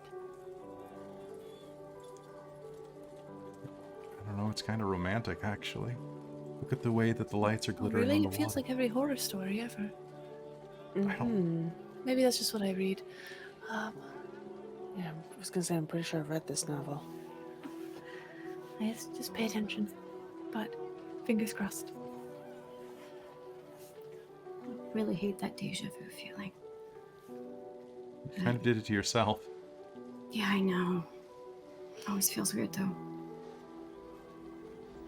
Evelyn's gonna kind of keep her eyes roving around her and try and like be, I guess, stretching out her senses a little bit to try and pay attention to if it's just him or if more, or if he seems odd or anything like that. Yeah, Josephine too. As you're looking around, you'll see a figure start to step through the fog. And hobbling on a walking stick. Burn scars still healing on the side of his face.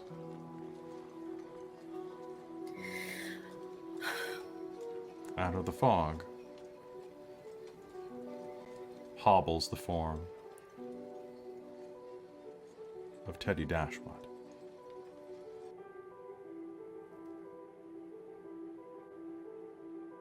What do you all do? I think I'm looking for magical effects. Okay. 100%. I think There's the- Chastity.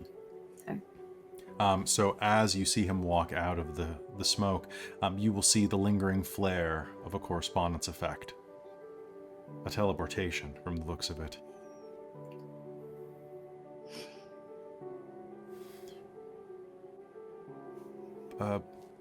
Bonsoir.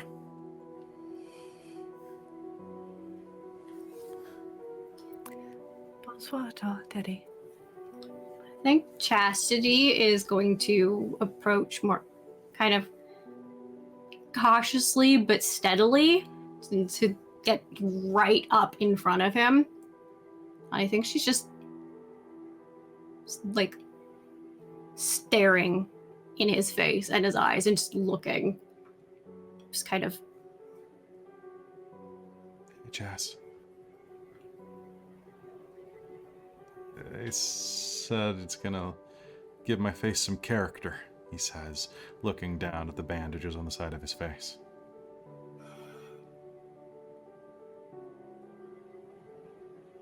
How did you get away?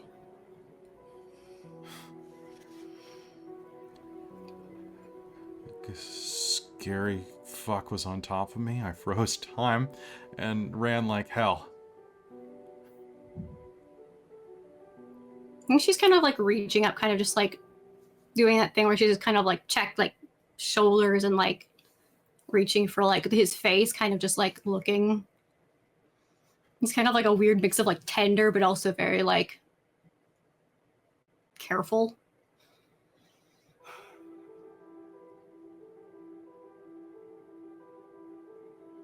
I can't wait to show you the parts of Paris I always told you about. You too. He turns and Amelia has walked up right beside you.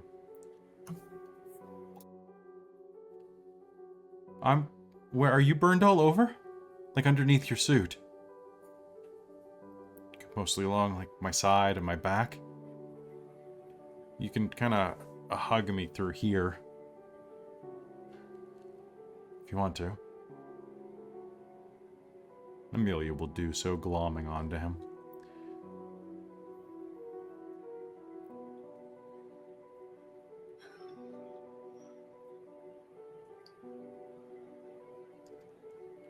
Room for one more.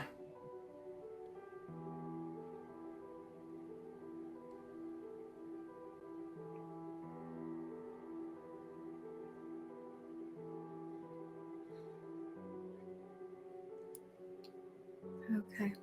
And she'll lean forward to give him a hug carefully.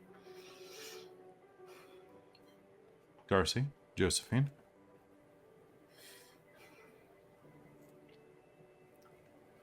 What do you two do?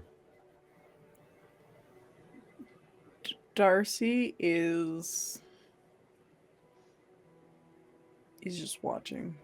Same. I took reflexes for my dexterity specialty. Nice. So Darcie is just coiled at the slightest flare of a magical effect at a movement. She's coiled and ready to spring into action. Evelyn, as you're watching this scene, and Darcie stays coiled, Josephine stays coiled, ready.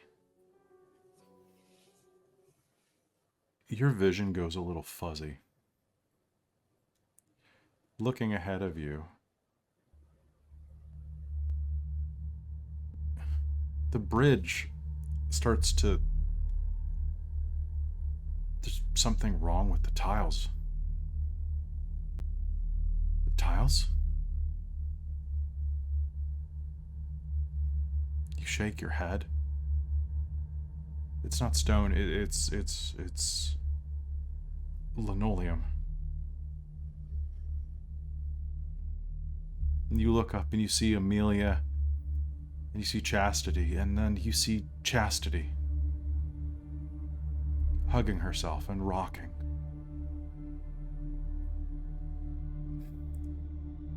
You see the fog is there, and it's everywhere. It's over everything.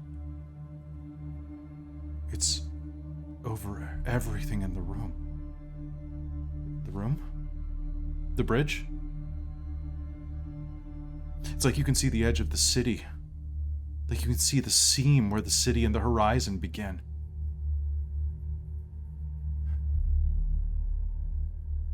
It's like you can... The bridge is flat, but you can see the curve. You take a step forward,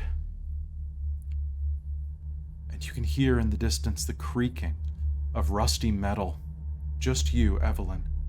And as you do, another sound begins behind you.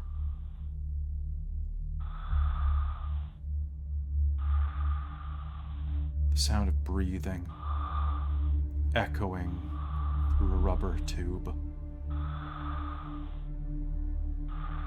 The sound of heavy, heavy footfalls behind you. The rest of them stare at Teddy. But for you, he's not there. And instead, behind you, you see a dark shape moving through the mist.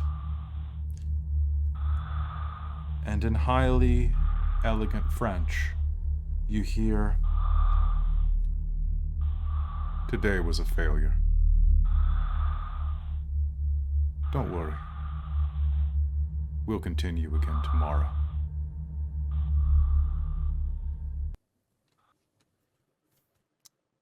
And with that, your vision begins to grow fuzzy around the edges.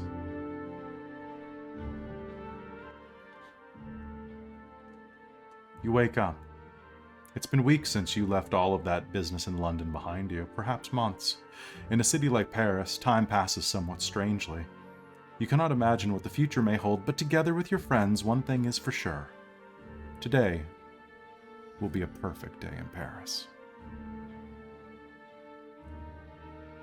And I think we're going to call game there for the night. Oh, you asshole! What the fuck? Oh my god. I welcome your theories, folks. But Shit! What the fuck? Oh, what the fuck? Thank you, Jen, for grabbing the breathing for me, because I couldn't get it. And I'm like, Uh-huh. no, I need the players to hear it too. When you sent it to me, I did not react. I know, you were very, very tough. Uh-huh. Oh Oh, you bastard. You can see why my anxiety was so high, right? Easy. Yeah. No kidding. Holy shit. Kelly, this is the first game. Also, I'm using my brand new notebook from Ooh, that beautiful. Christine got me for Christmas. For Darcie, for book 2. This is just this game. These notes here. This. Oh god, because that's making me think that like the technocracy has us. Type Oh thing. yeah, totally. Because that sounded very scientific. I'm like, oh shit. Oh, Or that the is. future has us, or something. But no freaking clue. Of course. What portal did we jump into? Mhm. When did we? Jen's like got galaxy brain stuff. She's like, dude, got equations flying by. She's trying to figure it out. I mean, it's very possible we all made it into France just fine, and then something happened when we got there, and we just don't remember it because we've been, looping like this. This some is Yep. this is Or the we're most fine. this is the And most Evelyn is historically fine. researched chapter that I've had so far, aside Also from my. true. And France is fucked up in the belly pock. Let me just put it that way. All right. I gotta say, I have had a serious like adrenaline response to that. I can feel my heart. Oh, me too. I'm literally wanting to like break a pen, which I don't usually feel like, but I'm wanting to break something. Oh no, I just I want to go Full kickboxing right now and just go episode. punch. Right? I just want to punch something. I So was Jeff, like, just did y'all have fun with that? yes, I'm Yes, but everything with Chastity and like this isn't right. People everything don't was come feeling back. weird. No This- one comes back for her, so she doesn't trust it. So Mm-hmm.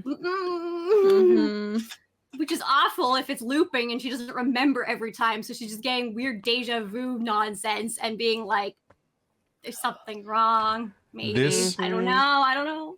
This is the I want to say last book was like broadly disturbing or deeply I'm not sure which way it is. Last book was very like it had some gross disturbing stuff in it. Yeah, This one some is like visceral, long-term emotionally disturbing and may actually bother a lot of you more than any of that did. Well, I mean, all the stuff last Cool. time, like it's not as psychological. It's easier to divorce yourself from it, Yeah, it's like, oh no, it's gore. Yeah. Whatever. right? Like you see a lot of that in all sorts of media now. Hmm. Yeah. And I mean, I've always been bad with like I don't watch psychological horror or suspenseful horror or stuff Where like that I because adore it. that it Mm-hmm. it sticks with me too hard and I can't like handle it very well. yeah. So- psychological stuff. That's more likely to wreck me a little bit than say just straight up gore. Because I mean, I sat and watched Sisu today and laughed. I was one of 2 people in the theater. It was great. We were both laughing at parts of it and Beautiful. chatted about it afterwards. But it was gory as heck, and we're laughing out loud when the gore happens. Right? Well, it's hard not to laugh when you see, those type of people getting blowed up. Yeah. Right? too. But folks, Also when they're assholes. it's true. Well, I mean, that just kind of goes in the but folks, Yeah. that is going to be it for tonight. Thank you so much for tuning in to episode 1 of, or chapter 1, I should say, of book 2 of Mage the Ascension, the Victorian Age. Un voliere diabolique, or in English, the Diabolical Cage. We'll be back in 2 weeks. I think in 2 weeks. We're back in 2 weeks, right? We are. It's a lovely Should be. 3-game weekend. Oh boy, 3-game weekend. Oh, it is. Oh, it Mage, is. Arcos, Citadel. You guys are gonna love At least me. Arcos is 0. Yeah, Arcos Yeah. doesn't count. All right, so that's going to be it for us. Hey, if you like what we do here, definitely go and support our sponsor for tonight, Bookwyrm Games. They're a wonderful Vancouver-based gaming company, and they're releasing their Kickstarter soon. You can check the link in the description below if you're watching on YouTube later, or you can definitely hit up questchest.info to find out more about them right now. Thank you so much, Bookwyrm Games, for supporting us and for helping us exist. You're amazing. You know what else is amazing? Our Patreons over at patreon.com/dorktales, who get to see tons of additional content at just the $5 tier, which is like half the price of most streams. I'm really ripping myself off with this one. You should go and join them right now. You really should. over at patreon.com/dorktales, where you can join the likes of my divine producer, my mom, which is weird, but hey, she wants to support, which is great. I love it. She's going to have to figure out how to create a god sometime. That's going to be odd. To my demonic producer, Precarious. Hey, Breck, how's it going? You should watch Breck's stream at twitch.tv/Brecarious, BREKARIUS, where you can see several of the Dorktales teammates go and play D&D every Friday night. You should also give a little bit of love to our Wizards of the Patreon. That would, of course, be the Inscrutable Ink Goblin and, of course, Tammy the Forever Cleric. They are both amazing people, and they deserve all of the magic in the world. So do our High Council of the Patreon, which includes Taryn the Traveler, Buddy, Trizelta, Amberthist, Cubby Gummy, Raven with Baubles, Karasha Urquhart, Drew Thompson, Sergio, Chef Aladeth, Larouk, Sorcerer Sanguine, and Mike Baxter. You're all amazing. We're going to be back on Monday night with a rebroadcast of Strixhaven, and then we're here on Tuesday with Shards and Urn, because finally, it's going to be Shards and Urn. It's going to be great. Join our Discord if you have not already. Spend time with us. It's be good to, hang out. We're nice people. You're nice people. Be nice people.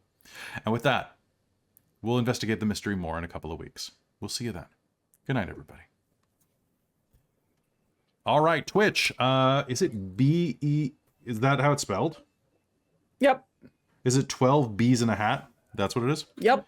Okay. Yep. That's amazing. All right, folks. Right? We're going to go... I'm going to undo this vest because it is... Oh, there we go. Oh, so much more comfy. All right. You should all join the Patreon to see the Technocracy game, which is dropping for everybody else right later this month. We're going to go raid 12 bees in a hat. They are a small stream with only 142 followers. Let's go say hello to them. And thanks for being here for book 1. I know a lot of people don't come out for mage games necessarily right off the bat, so it's always wonderful to see a lot of you out here. I really appreciate it. We'll see you next time. Goodbye, everybody. I'm going to go take a nap because I'm very tired. Bye.